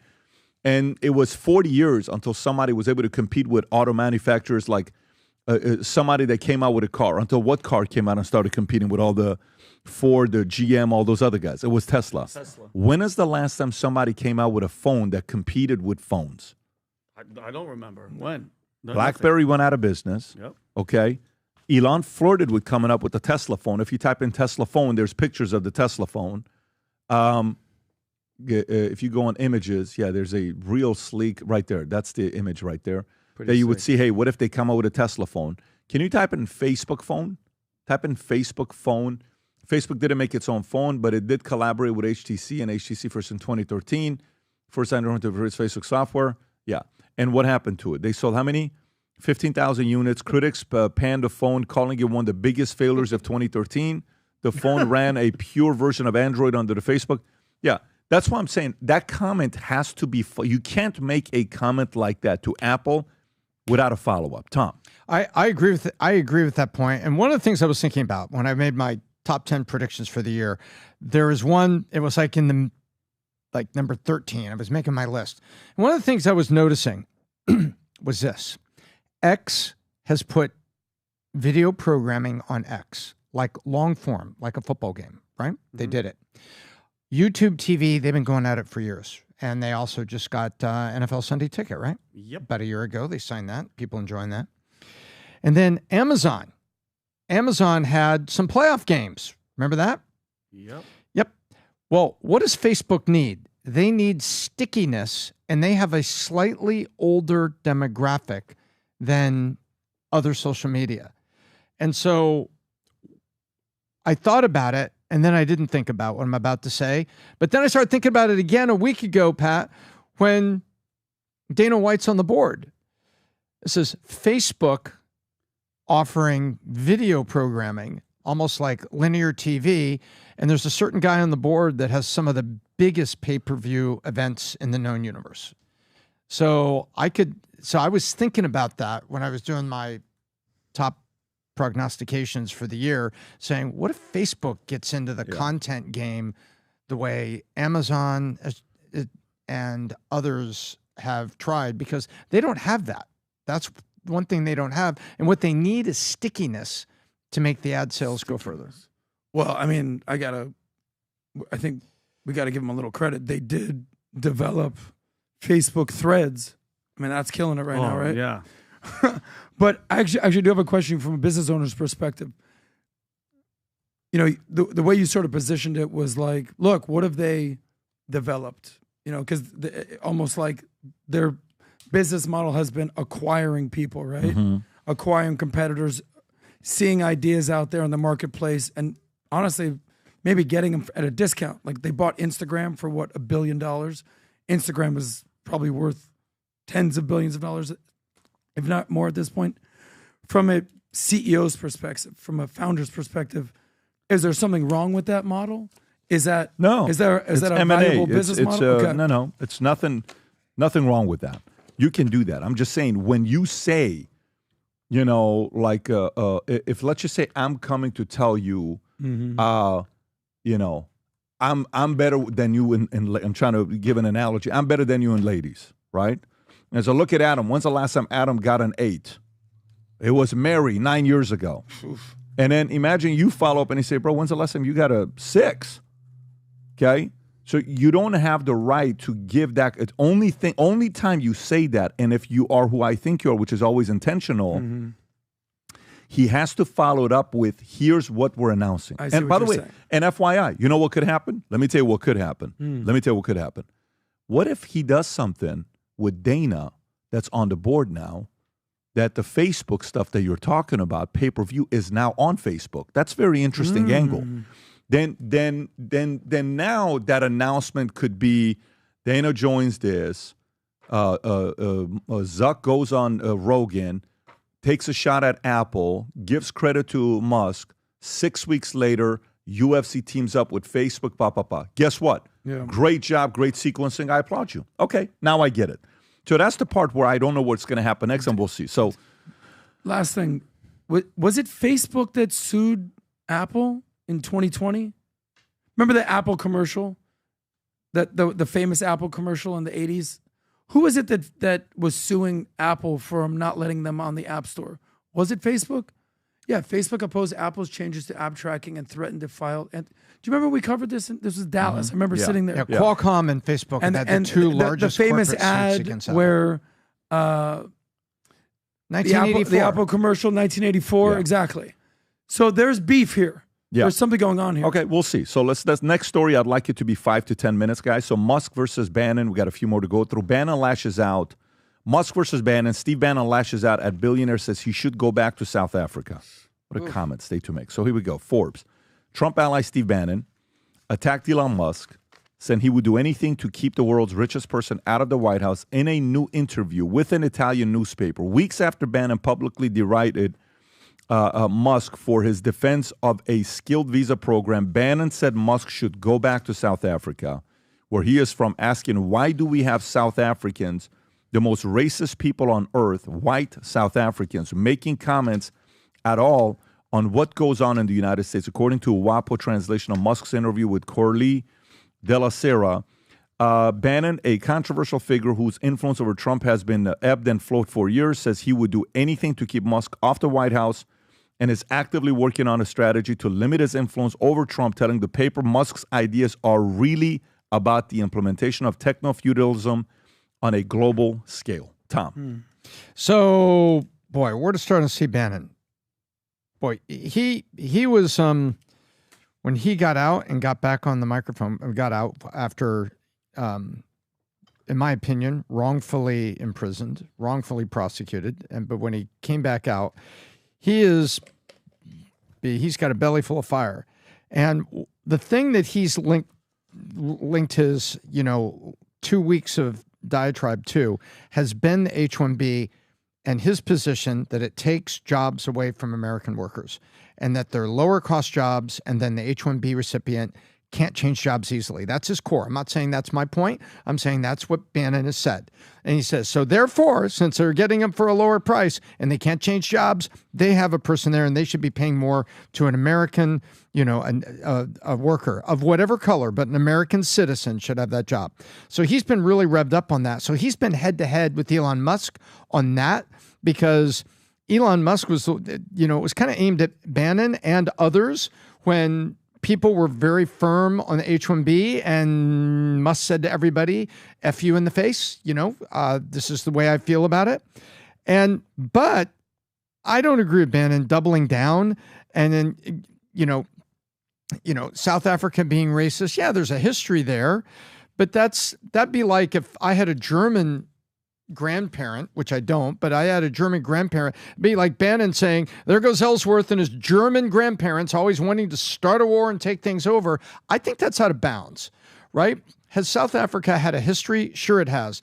But how do you put that, on Elon? Because he hasn't shown that. I haven't seen a racist guy. I see a guy sending Starlink around the world for natural disasters. I don't really see that. I think Bannon's got an issue with visas, and he's got a big beef with Musk, and it's boiling over into some really heavy nationalist feelings. I think, and I like Steve Bannon. I know he's just trying to stir the pot, but Elon Musk going back to South Africa, that's anti-American. The guy's American. He has done so much for America, for hiring thousands of Americans. He's getting us out into space, free speech. He lost money to put us on X. And I mean, do I agree with everything that Musk says? No, Tom. I think, you never know what a true person's intentions are. We'll see in the long run. But this whole cheap anti-immigrant, dude, the guy is an American citizen. Wasn't he he was a Canadian citizen as well, Tom? South African. No, he was a Canadian. I think he was. Can you check that, Rob? Was he a Canadian citizen as well? We're the land of opportunity. Okay, these people have busted their asses. They're doing their thing. It's like I see a little jealousy. I see a little anger. I'm all about, and everybody out there knows, I'm America first, but this is a cheap-ass shot, and it's like we've been saying it that the Democrats want to separate us and have us all fighting and blah, blah, blah, blah. I think Steve Bannon is better than this. I know he's angry about, being wrongfully accused, but you know what? You have platforms like X that you get to talk all this shit that you probably would have been in trouble or banned 3 years ago. Now you can say whatever the hell you want. I'm not a big fan of it. You don't like what he's saying, but you defend his right to say it. Yeah, you're damn right. 100%. Well, as Andrew Schultz said, he's one of my favorite African Americans ever. But Elon Musk, did you hear what else he said? He said it wasn't just that, oh, he should go back to South Africa and there's a history of racism and apartheid in South Africa. Okay, that's one thing. He said the following. Elon Musk is a truly evil guy, a very bad guy. I made it my personal thing to take this guy down. All right. You think you're taking Elon Musk down, the richest man in the world? You just got out of jail. Choose your enemies wisely. This is what you want to do. This is what you want to choose. This is punching up. I get it. You know, I said a couple podcasts ago, MAGA 1.0 versus MAGA 2.0. Sort of the nationalists, the populists, the anti-immigrant, anti-trade, those types of pieces. Versus, look, call it what you will. Elon Musk is a globalist. He has business all over the world. There is some conversation to be had about his relationship with China. You know, Steve Bannon basically says he's owned by China in so many words. But the other thing that Steve Bannon said the other day was very interesting is, you know, we want converts. We want people to convert. We want people to come to the party.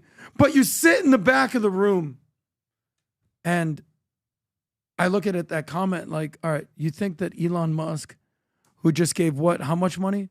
$250 million to the Trump campaign, is going to sit in the back of the room? Buddy, he's driving shotgun at this point. So at the end of the day, this MAGA 1.0 versus MAGA 2.0, who's the one person that can diffuse this? Who's the one person that can make sure everything's okay? Trump. You know, 6 days from now, he has an inauguration. Do you think Trump likes this? I don't think. Do you think Trump? Because remember, Trump is not who you think you are. Do you think that he's a guy that looks at the world in a different way than the average person does? Do you think Trump likes this? No.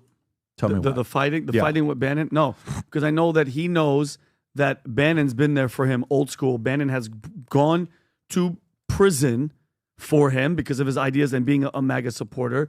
And I think Elon's doing something completely, same type of vision, same type of goal, but just in a different lane. But I don't think Trump likes the infighting before he's even come into office. He's not even there yet. I got to tell you, I don't know what role Steve Bannon has in the new Trump administration, if anything. I don't think he has one. And by the way, I know one thing about Trump.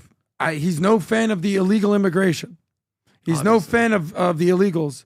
But when you talk about immigrants and legal immigrants, I mean, even in his inner circle, doesn't he have Sebastian Gorka? Yeah, doesn't he have Boris Epstein? That's part of it. I'm sure there's more. But also, don't forget, 2 out of his 3 wives have been legal immigrants. Yeah. Right? Yeah. The mother to his first 3 kids and to his last kid, Barron Trump. So Melania, so what are we talking about with this anti-immigrant, anti-foreign-born people coming to America, going back to their country? It's a little nativist and it's a little nationalist, and that's fine sometimes, but not the white nationalist perspective. Let's go to the next Not story. down for that. All right. Hell on wheels killer who plowed car into the wall, murdering to wind about handcuffs during arrest. So very weird story here, folks. Okay. So here's a girl that boyfriend breaks up with her. In a newly released video, Mackenzie Shrila, then 17, appeared more concerned about her jewelry than the fatal crash she caused, which killed her boyfriend, Dominique Rousseau, and his friend, Davin Flanagan, 19. When arrested, Shrila tearfully asked officers, could you please be careful taking this one off so it doesn't break the bracelet, please? Officers assured her they would handle the handcuffs gently. A year later, she was sentenced to 2 concurrent 15-year life sentences, with Judge Nancy Margaret Russo calling her literal hell on wheels, stating this was not reckless driving, this was murder. Security footage revealed Shrila deliberately accelerated her Toyota Camry to 100 miles an hour, veered off the road, and crashed into a brick warehouse, killing both passengers instantly. The prosecution argued she acted with purpose and intent due to a strained relationship with Russo. Though THC levels in her system exceeded the legal limit, no DUI charges were pursued. What's this one here, Rob? What's the clip that you have? This is her arrest where she complains about the handcuffs breaking her wrist bracelet. Go for it. Step out for me. I'm Detective Hazoo. I'm the one who's been investigating the crash. You're under arrest for aggravated murder × 2. Okay? Nobody's going to ask you any questions. Nobody's going to bother you. Can I have your key, please? Could you please be careful taking this one off so it doesn't break the bracelet? You got it. You got it. No. Thank you. You got it. Okay. No. Who's that, Rob? This is her parents. Wait, say this. Progress in Alameda, car into a building. 2 are deceased in the vehicle. Daughter's driving. Who died? I don't know whether, but there's one that we don't know. His name's Jacob. Does anyone know a Jacob? Dom? No. Stop. Let him talk. Guys, man. I know, we've been dealing with this. Your daughter's okay. She's talking to us. I talked to her, okay? Your daughter's alive, okay? Your daughter's alive. She was driving the vehicle, okay? Who's that? Jacob and who? I think, what's the name you said? Dom? Might be. Oh my God. Stop. What's his relation to you? Okay, yeah, then Dom was in the car. Stop. Oh my God. Are you kidding me? Count 3, murder. The court, having had count 3 tried to pursuant to waiver, finds the defendant Mackenzie Sherrill guilty of murder to wit Dominic Russo in violation of Ohio Vice Code section 2903.02b as charged in count 3. Count 4, murder. The court, having had count 4 tried to pursuant to waiver, 15 years to life. Two of them. So 30. She's gonna get 30 years. guilty of murder to wit Dominic Russo in violation of Ohio Vice Code section 2903.02b is charged in count 4. Okay. Count 5, felonious assault. I think, listen, it wasn't like she made a mistake, guys. This girl, this is premeditated. She put them in the car and she purposely drove them to murder them, okay? And she's going to get to see the light of day at some point. How old is she right now, Robbie? She's 18? High. I'll have to find Okay, high on marijuana. You know what I'm saying? I don't making stupid decisions. I think this is it's a deeper angle with, drugs, irresponsibility, lack of consequences.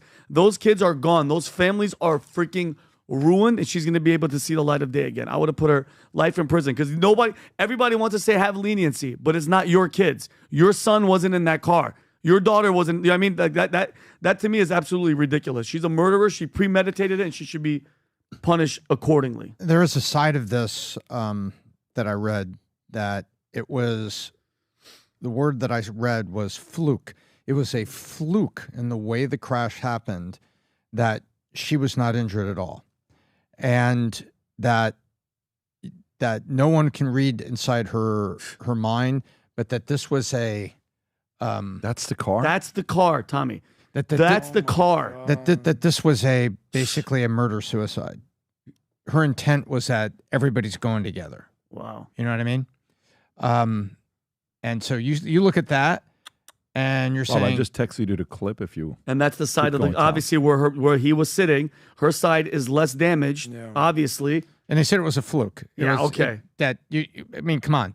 It wasn't like she stopped on the freeway, he got out and got hit by a truck. She deliberately had that horrible crash. And anyway, what I read was that the speculation was in her mental state. She was depressed, she was angry, and she was Go high. halfway, Rob. And Go it was halfway. And it was like a murder suicide. And Tom, could that be? And I know people are asking, how do you know it wasn't? It was Watch this. Yeah. Dude, wow, 100 miles an hour. And that right turn that you were talking about in court, because I saw the thing in court, the lawyer was arguing. You see, Rob, go to that. Can you go to the one before, Robbie? Just right before this happens, Tom, she takes this little turn. Look, you can fast forward it, Rob, to where this is her right before taking, because they died down the street. Look at her take this right turn, calm and collected. They're in the car. Everything is good. By the way, it's 5:30 in the morning, and then she accelerates, and then she does that, and then she does that because he broke up with her because they were fighting. Okay, yeah. If that's your kid in that car, you want her to spend the rest of her life in prison, plain and simple. Yeah. That's it. I'm sorry. You made a mistake. Now pay the price. That's tough to watch. I feel for everybody. We showed the parents of her receiving the news. Could you imagine the parents of the two children that I think died? they actually did, which sucks. Imagine their response to receiving this message. You know, Pat, you say something taught us something, and I repeat it all the time, especially when giving advice to young people from, your teenage years to up till 20. The number one goal is don't screw it up. Don't mess it up, right? Second chapter of your life, make your money. Third chapter, fulfill a purpose. Fourth chapter, give back, right? So here are two young people that are never even going to get to the second, third, fourth chapter of life. And by the way, her life is obviously ruined. But, why do you think she did this? She's in love. Her boyfriend did something at 17, 18 years old. We've all been in love when we're 17, 18 years old. This first love, this emotion, it's running wild. You think that everything, that life is, it's all happening right now. But when you pan out, you're going to have other relationships. You're going to have other friendships. We say play the long game here. This girl's so caught up in the moment that this whatever minor situation that he did, it affected her so much that now she's spending how many years in jail? 30. Okay, and there's two dead people here. So emotions will get the best of you, and Tom, this is another exhibit. Well, beyond the first point, which was my very mechanical research into it, that's hard to watch, and the sound is horrifying. You've got a situation now with parents that are going to reflect back and saying, wow, all of our child rearing, all the things we did, all the things we set up, all the examples we set, all the guardrails, if any, and now she's driving while stoned, high. We know that because of the THC levels were there, exceeding the legal limit. I didn't know there was a legal limit for THC in that state, actually. I know there's DUIs, but I think that, you got to look back and to the Michigan case with the shooter. Parents got to take some accountability here, and got to take some accountability. Insurance companies we'll go back to that, are really good at making you pay if your kids broke a $2,000 window with a baseball in your neighbor's house and your kid's not 18. That insurance company on that $2,000 window with labor and everything, $3,000 to replace it, their homeowners insurance company is going to be really good at finding you and asking you to pay for that. Of course. They're really good at that.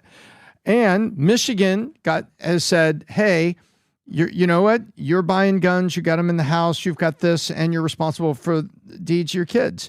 There needs to be parental accountability here. And there needs to be accountability for whatever you did, however you raised her, whatever happened. Something broke and something wasn't right. And she thinks it's okay to be high and driving, number one. Mm-hmm. Number two, she's in a relationship with somebody. Where were you with the breakup? What do you know about it? How close are you to your kid with what they're going through with their friends? Do you know who's in your circle around your kids? Do you know who's in your kids' ears? That's your responsibility as a parent. Kids will hide. Kids will have secret friends. Kids will do things. But transparency, guardrails, active parenting is all there to prevent it. And those parents are very shocked, as any parents would be getting the news. But the question is, where were you? Where were you? And how in your household did she, how was she raised, and what was permissible, what wasn't? And I think we're entering an era where we really got to look long and hard about parental responsibility in a lot of these things. Kids will do dumb things, but they will do less dumb things when raised well. Mm-hmm. Yeah, when he said, where were you? Where were you? You know what movie that's from? Johnny Cash.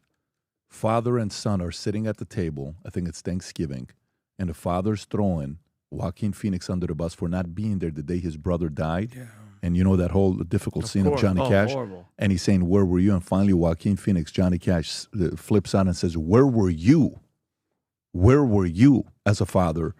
And it was you just took me there right now, and I got the chills all over my body. No, it's true, but also at the same time, man, like you have to realize, when you're younger, your temperament, where you're at, how you can flip out. Think about your temperament right now, and you're older. And then add your testosterone level at 16, 17, 18. You're trying to figure yourself out. Then add mom and dad maybe are not living with you. You have, challenges, issues going through. You're trying to kind of figure out friendships, being accepted. It's such a delicate moment where you need every single help possible to shape your kids into the right mindset, whether it's God, whether it's anything. You know, we're having conversations about with the kids earlier when New Year's about the key word I talked to them about was being intentional. And then this week, I talked about on last week's business plan, the 3 words for 2025. One of them was being signal and controlling the noise. If you can learn how to live your life with the noise, noise of people saying things about you. I tell my kids, let's role play. Kids in school say, well, you don't know, your daddy's this. What do you say to them? I'm going to punch him in the face. No, you can't do that. You're going to say this. What are you going to tell them? What if they say this? And what if they say this? And I'm poking them. How are you going to manage this noise? How are you going to handle it? And they're getting upset with me. I'm like, why are you getting upset with me? This is coming around the corner, kid. You're a kid right now. What are you going to do when you get older and you read stuff? You think we're getting fire right now? You think this is just going to stay the way it is right now? You think we got a glimpse of it in 2024? What do you think is going to happen in 2030 when you're 18 years old, when you're 17 years old, when your sister's 14 years old, when Brooklyn is 9 years old? What do you think is going to happen? What do you think is going to... We talked about this last week. Was it last week when we talked about the noise that we have to be... last week. It was yeah, last I think week. it was last one when after the podcast, we talked about what's going to happen with the noise. But...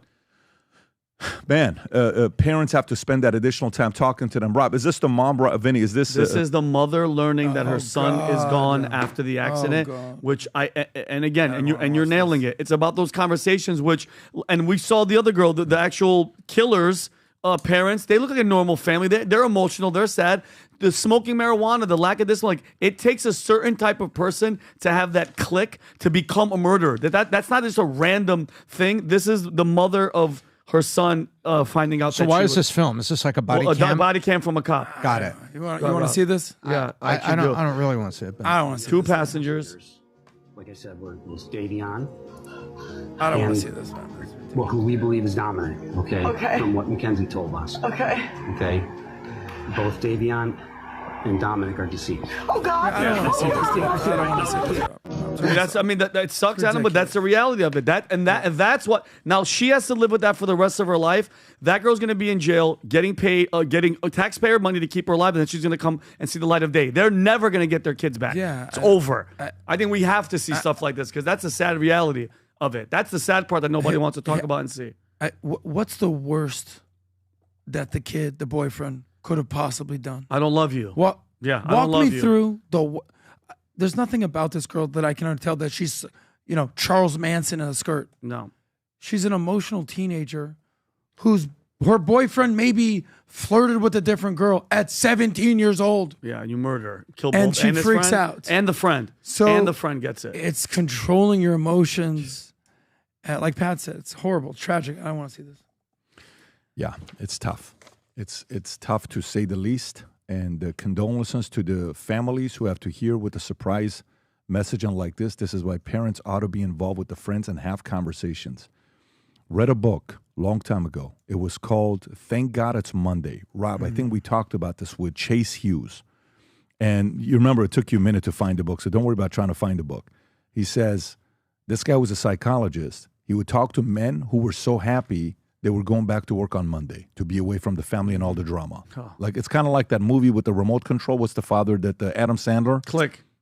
Is this called man, I just want to freaking fast forward this part of life. Yeah, I think it was called Click. There are certain things in life you can't fast forward. There are certain things in life you cannot match up. There are certain things in life. I watch Tom. Vinny, when I tell you guys this, I watch Tom. No matter where we are in the world, no matter what time it is, he always called Bailey. He always called Brooke. Checking on their day, telling them he loves them, always, no matter where it was, every single time. And look at his girls. Look at the result. That is a byproduct of a phenomenal freaking father that Tom is. Mm-hmm. Phenomenal father that Tom is. Shout out to you, Tom. Yeah, no question Real about quick, what this thing did to me made me realize this. That mom, she ain't getting her kid back. The other parent, she ain't getting her kid back. The 2 parents, they just lost their daughter. Jail for 30 years. We're talking about all these fires in LA right now. Houses gone. One of our friends here, I don't want to say his name, but from LA, you know what I'm talking about? Yeah. C-suite executive here. His childhood home burnt down. He showed me the photo. And he was just like, yeah, this is it. Calm, collective. I go, how are you so calm right now? He's also the guy that walked into the glass. He goes, look, man, it's a house. It's a property. You can replace that. You can't replace family. And that's what this is making. That's why I'm like, I don't want to see this video of the mother crying. These people are going to be able to build their houses. Some things are going to be financially unstable for a while. But that's the real tragedy right there. Losing a kid, losing family right there. Put things in perspective. Yep. Tough to see that. Okay. So next story to go to. Let me see what stories I had at the top that for us to go through that was non-addendum related. Okay. Maybe a lighthearted story. Well, let's go to this next story. All right. So only 16% of Americans say Disney content is better than it was in the past. All right, 16%. Disney content better than it was before. A Rasmussen poll found that only 16% of Americans believe Disney's content is better than it was in the past, while 47% say it's worse, 29% believe it has stayed the same. Amongst Republicans, 65% believe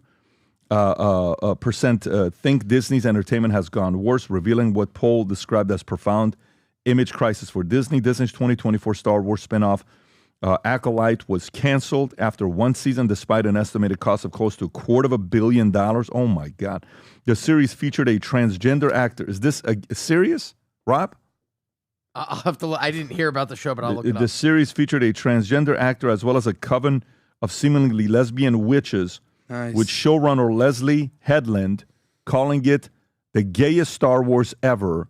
Following backlash, Headland later backtracked somewhat, but the damage was done, making another high-profile failure for Disney. Is this a joke? Really? Yeah. Jake, was that Jake's voice? Jake. Yeah, Jake. What, so Jake, what do you know about the story here? The gayest Star Wars ever. Uh-huh.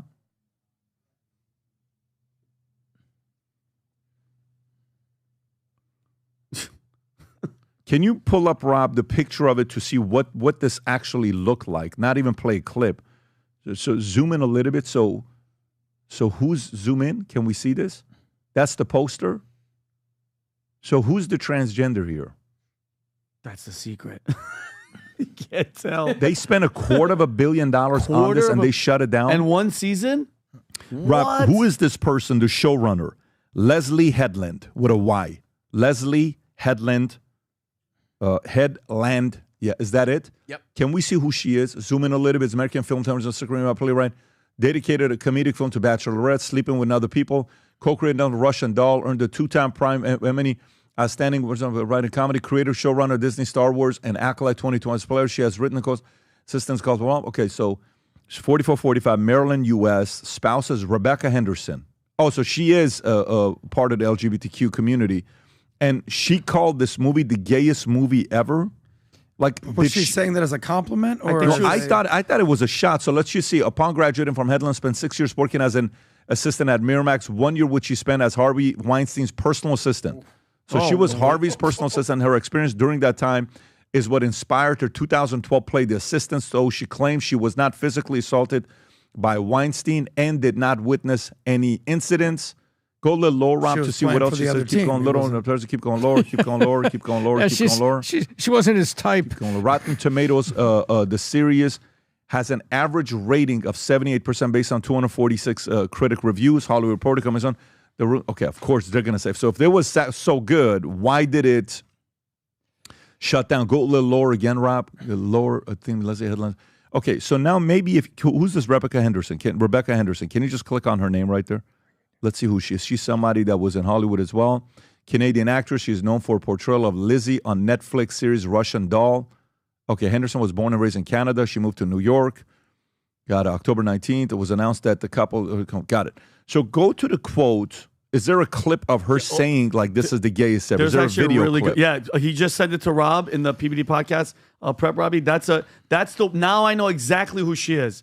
This is the video that I saw of them, Tom, of them, Rob, interviewing, and they're laughing about how it's my intuition is that she's not saying it disparagingly. She's saying it in a way like, come see it. It's the gayest. It's a big difference. Here we go. Oh, Big yeah. difference. That's it. Here we go. And then we wonder why your shit fails.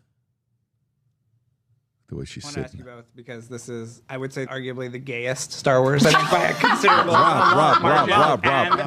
Loud. Yeah, Oh, it's way too very loud in our loud, ears. bro. Lord audio, please. Can you do that? Yeah, thank you. Go for it. I want to ask you both because this is, I would say, arguably the gayest. He's not gay. By a considerable margin. And are you excited about that? Are you Not the bracing gayest yourself? Star Wars. Not the. Go. It's pretty good. Let's be honest. Shantae. Leslie, are you? How do you feel? Am I gay? Are you, Yes. Well, no, I know Yeah. you are gay, but I'm asking, are you excited about you putting are. this? This is going to be a talking point. Is it going to be a talking point? I'm sure some. Because nerds are gay. Well, well, some nerds are very not gay and are very threatened by gay Well, that's stuff. true. But Yeah. in my world, nerds are gay. Oh, Is this a God. fun element of? No, I don't think so. And yet people have told me that it's the gayest Star Wars, and I frankly. You're offended? Into it. No. $250 million later. But Star Wars is so gay already. Okay. I mean, have you seen the fits? We'd be like, look how gay this is, and then send each other a reference photo. And are you telling me with a straight face that C-3PO is straight? They're a couple. That's what I think. Oh, my God. And you guys want to wonder why you lost money. That R2-D2 is a lesbian. Oh, interesting. Yeah. Huh. Ask Filoni. Okay. Look at even the word acolyte has like a rainbowish. But and you would think that was uncomfortable to watch. That's horrible. Yeah. And they lost and they keep dumping money into these horrible woke LGBTQ ideas. And guys, by the way, nerds obviously don't like it. And nerds, there's some gay, they're not they don't like it. You're poisoning something that was meant to entertain, and now it's just gone completely LGBTQAI plus whatever other letters that they have. And I'm happy to see that these freaking they're losing. The studio lost $250 million because of these giggling idiots. Look, we've been talking about. By the way, Disney, Tom, Bob Iger could have given that $250 million, just so you guys know, to Stephen A. Smith. He could have. That's exactly right. And way better investment, I'll tell you that much. Well, right now. Go ahead, Tom. Should have given at least 90 of it. Oh, man. If Stephen A. is listening, he knows what I mean. Cut. Give him the check. So what you have on here is you have to remember who greenlit this. Iger greenlit this. Of course he did. Probably 2 to 3 years ago. And what's her name? Kathleen Kennedy, who is part of that. And so this comes right out of the pre-fake shift at Disney, because Disney's trying to make a fake shift, right? They're trying to say, oh, it's really not this, it's really not that. And they're trying to make this fake shift and get people back in the parks and build content. And so instead, this thing comes out, which was greenlit 2 years ago, and it just shows you. You just saw what a bubble looks like. That is a thought bubble, a creative bubble. You just saw the bubble. And it's like, are you three people serious? The one guy is apparently a journalist covering it or a PR guy. But you're looking into that and you're saying, so you people are making the decision. Does it surprise you that that's the movie that came out if that was the creative people in the room? She's a showrunner. Yep. Right? So exactly. And so it doesn't surprise me. What surprised me is there's actually 16% of Americans that thought the content's better, right? That's the curiosity I have is where are the 16% somewhere? Yeah. Do they all live in West Hollywood? Of course. You know that, and this isn't an attack on anybody's lifestyle. My point is, if you live in a bubble like that and you're building and you're making content for a more broad-based audience, says, you know, that's a little over the top with all. What was the joke they were making about, you know, R2-D2, Are You Do Me, or whatever the name of the robot she was talking about, whatever she was saying. CP3 or whatever the hell was that. CP3O is, they're saying, but are you telling me straight? Here's the challenge they're having, and Pat pointed this out not so long ago. It's who is Disney's customer? Is it kids? Not really. It's the parents. Because the parents got to take their kids to go watch these movies. The parents have to go take their 12-year-old, 10-year-old, 5-year-old, whatever it is, to go watch these movies, to buy these products. So the parents. So who's having kids? Well, more often than not, it's usually a man and a woman having kids. So this isn't anything about anti-gay or anti-LGBT. It's just understanding your customer. What is it called? Know your customer rules. Isn't that a thing in business? Know your customer. In insurance, it is for a fraud, right? So, well, this turned out to be a fraud of capitalism over here, and fraud of basically running a company, because Disney stock price is basically pummeled since all these go woke, go broke movies came out. You know, speaking of go woke, go broke, Disney stock price plummeted since basically 2020, when everyone realized what the hell's happening with all these cancel culture, DEI agendas out here. So I remember as a kid growing up, Lion King, freaking Hakuna Matata. Are you kidding me? The Little Mermaid. I mean, all the girls like that kind of stuff. Aladdin. Awesome movies. What are the movies they make now? What is this? I don't know what it is. So as a parent, I'd have a very hard time looking at Disney being like, yes, we're gonna go pay money for these movies. We're gonna go spend money, give this company money. Here's the thing. What percentage of America is actually gay or LGBT? 2%, 5%, whatever it is. But in Hollywood, what percentage are LGBT? Let's say it's 20%. It's probably more. So you have people, 20, 30, 40, 50% of Hollywood, 5% LGBT, dictating culture to kids and to parents. So it's a supply and demand issue. Yeah. And look, again, remember earlier we talked about a person at 37 years old has the kid thinking about buying a house, business, all that other stuff. This is your state. This is your state. This is what they want to do. The school, the education, the ideas, the policies, Disney, California, they believe this is the norm. Again, more of a reason to realize what direction things are going. FYI, bad thing about Hollywood and movies is when you make a movie and you say yes to a movie, you can't change your mind for 5 years. Let's think about it. So like right now, Bob Iger is sitting there saying, oh my God, I got 2 more years of shitty movies coming out that I got to put up with, that everyone's going to be talking about me. But I can't wait for 2027, if he's even thinking that. But what a bad place to be for a guy like him, that he knows there's a couple more bad movies coming out that we don't even know about. No, that's exactly. And you know what's crazy? You could can them, but you could sit on them and they'll do it. But I mean, it'd be a waste of $250 million.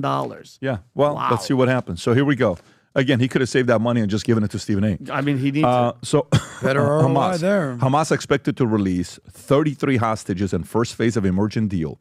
Israeli officials say, okay, this is a CNN story.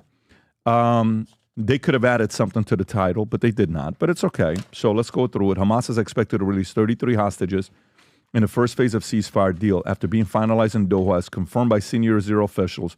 President Joe Biden described the deal as aiming to free the hostages, halt the fighting, provide security to Israel, and allow us to significantly surge humanitarian assistance to Palestinians who suffer terribly in this war that Hamas started.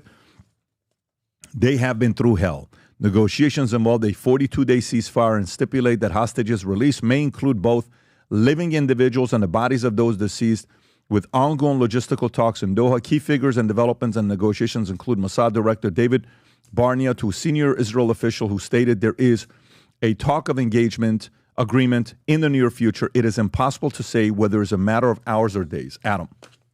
Well, look, first and foremost, is it ironic that this announcement, when there has not been any movement with hostages in months and months and months under the Biden administration, do you find it a little ironic this is happening 1 week until Trump takes over office? Because what did Trump say? If these hostages aren't returned by the time I take office, what were the words? I have it right here. Hamas, you're going to have hell to pay. So the people of Gaza have paid a hefty price already. Tom, do you have the quote? Is that the video? Yes. Yeah, you want to run this right last here. Wednesday when President-elect Trump was at Mar-a-Lago and spoke about the hostages. Go ahead. Got to get done by the inaugural. But when you say all hell will Before be I paid, take office. that all hell must be paid if they don't release the You know what that hostages. means, don't you? Well, Do I have to define it for you? Look, all No, I know hell you're not will gonna break out. telegraph If what- those hostages aren't back, I don't want to hurt your negotiation. If they're not back by the time I get into office, all hell will break out in the Middle East. And it will not be good for Hamas, and it will not be good, frankly, for anyone. All hell will break out. I don't have to say anymore, but that's what it is. Let me tell you. By the way, disagree with Trump, agree with Trump. He took a stance. That's it. Joe Biden tried to pander to the Jewish people, try to pander to the Muslim people, and Trump won not only the Jewish vote, he also won the Muslim vote, did he not? Because at least the Muslims, they want peace and prosperity as well, do they not? So a person who is a slave, what does it say in the Bible? A person who if you don't pick a path, basically you're a slave to two masters. No one could serve two masters. He said, listen, I'm standing with Israel right here. We know where he stands. By the way, speaking of Hamas, they're the only terrorist group that has worldwide sympathizers. Nobody's marching for ISIS. Nobody's marching for Al-Qaeda. Nobody's marching for Hezbollah. Nobody's marching for Islamic Jihad. It's only Hamas. Ask yourself why. Go ahead. You know the answer. Tom. I think this is what leadership looks like. Take a look at the way the Democrats campaign. They campaign on feelings, right? We'll step aside from the I'm not Trump. That was the strategy. Be not Trump. But it's all about feelings. You have been deprived by them. You have been discriminated by them. Feelings, feelings, feelings. It's all about feelings. And when you get into facts, they don't want to talk about it because they want to create the angry feeling response in the voter. And when you go to negotiate and your tactic to win an election, Joe Biden, was based on feelings, and when the strategies you use are feelings projected by media, and the person on the other side goes, that's all you've got is feelings? And they laugh at you, Hamas, they laugh at that. And then a guy with substance who says simple words, I don't need to define that for you. You know who he's talking to? He's talking to Hamas, and he's telling them, I don't need to define that for you either. And when leadership that has substance, that knows that reasonable actions are going to follow reasonable conclusions, and that statements are not to be doubted because the actions will follow and you're not going to like the consequence. Its decisions have consequences. You have made the decision.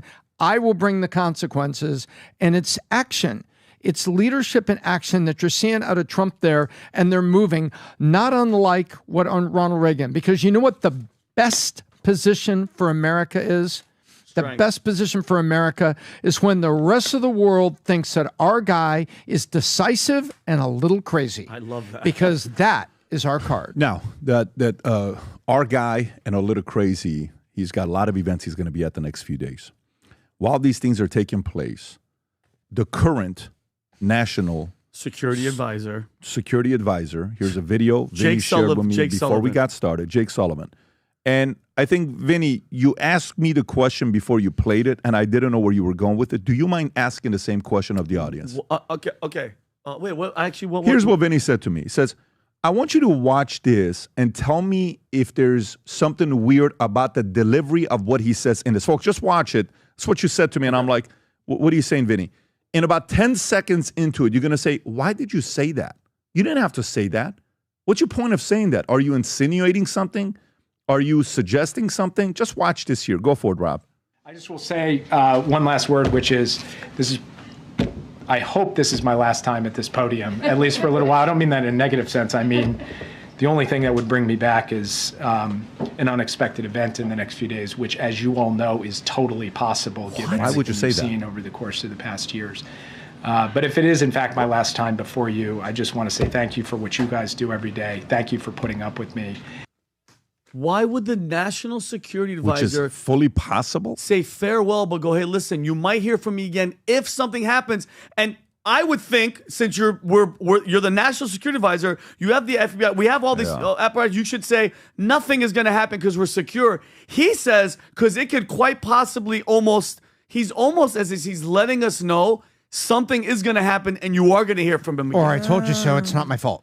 Yeah, I don't like Guys, that. I don't see it the way you're saying it. What do you mean? All, actually. What do you see different? Okay. He gives a briefing how often? Once a week. Okay. How much more time is he having this job? No, this might be his last. Exactly. Okay. So this is literally his last time speaking. Unless something crazy happens. In a week. So literally, It's his last time speaking unless something crazy happens. He said, I hope nothing happens. We all hope nothing happens. But as we all know, shit happens. No, that's not what he said. No, stay on that. You're right. Everything you said was right up until, Rob, play it. This is the statement I have a problem with. Go right in the middle, Rob, if you don't mind. Right there. Please, press play. The only thing that would bring me back is an unexpected event in the next few days. Okay. An unexpected event in the next few days. He's right. Yeah. That's what we're. But now watch the next sentence. This next sentence, I'm not comfortable with. Go ahead, Rob. Which, as you all know, is totally possible given everything you've seen over the course Which of is the past totally possible. Instead, you reassure the American people to say, which is highly unlikely because we have such a great leadership team that's working day and night to make sure all the events leading up to the inauguration is going to be safe and sound while people come here to celebrate this day. You ensure confidence. You don't make a comment like that. You make a comment like that. You know why you make a comment like that? Why is that? What do you make a comment like that for? To sort of say, hey, give the writings on the wall. Or something. I don't think he has anything to do with the inauguration, though. That's how I'm interpreting He's a this. national security. Yeah, so I'm thinking about what he's saying is like, hey, under my leadership, under Joe Biden's leadership, we now have more wars around the world, more chaos than we did 4 years ago. So as you know, anything could happen in the next 5 days. That's how I'm interpreting that. I'm guaranteeing the people watching this and the people that have never heard that are completely, 95% are uncomfortable with the national security advisor going, hey, because we know how shit has happened in the past, people been shot, presidents have been shot, it might happen in the Do I think he should project strength and security? Of course. Yeah, not that right. weasel. But I don't think he's doing anything malicious. Well, we'll see. Looking the other way. We have a week left. Gang, we have a couple special podcasts that'll go out this week. One will be with Scottie Pippen. We had a 2-hour plus conversation. I asked him a question. I said, would you rather have a ring that you won outside of Michael Jordan's help, or would you rather have gotten paid an additional $100 million? You have to see his answer to that question. Comes out on Friday. And also, with all the homelessness stuff that's going on in California, up to 181,000, I think 24% of homelessness in America out of 770,000 is California. And number one is LA. I brought in somebody who lived on Skid Row 7 years, addicted to all the drugs in the world, heroin. Mom died from heroin. And I wanted to find out exactly what happened in LA. His podcast, Rob, is going out when? Tomorrow, Wednesday at 9 a.m. Which I can't wait. That's maybe the one I'm very excited about because he actually addresses how to fix the homelessness problem that's going on in the state of California. And then we will be back on Thursday. And meantime, if you have anybody that you want us to FaceTime, a guy just sent me right now a message because I'm asking about charities to trust to give money to. And this guy just messaged me right now saying, don't trust anybody. Here's what we're doing. Here's how we're helping.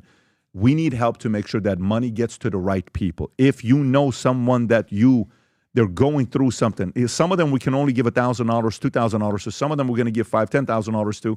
We have $108,000 that's going to somebody in the next 24 to 48 hours. If you know anybody that's a friend, family member, give us your information. Give us their phone number. We'd like to call them to help them out while they're going through these challenging times. God bless everybody. Take care. Bye-bye. Bye-bye.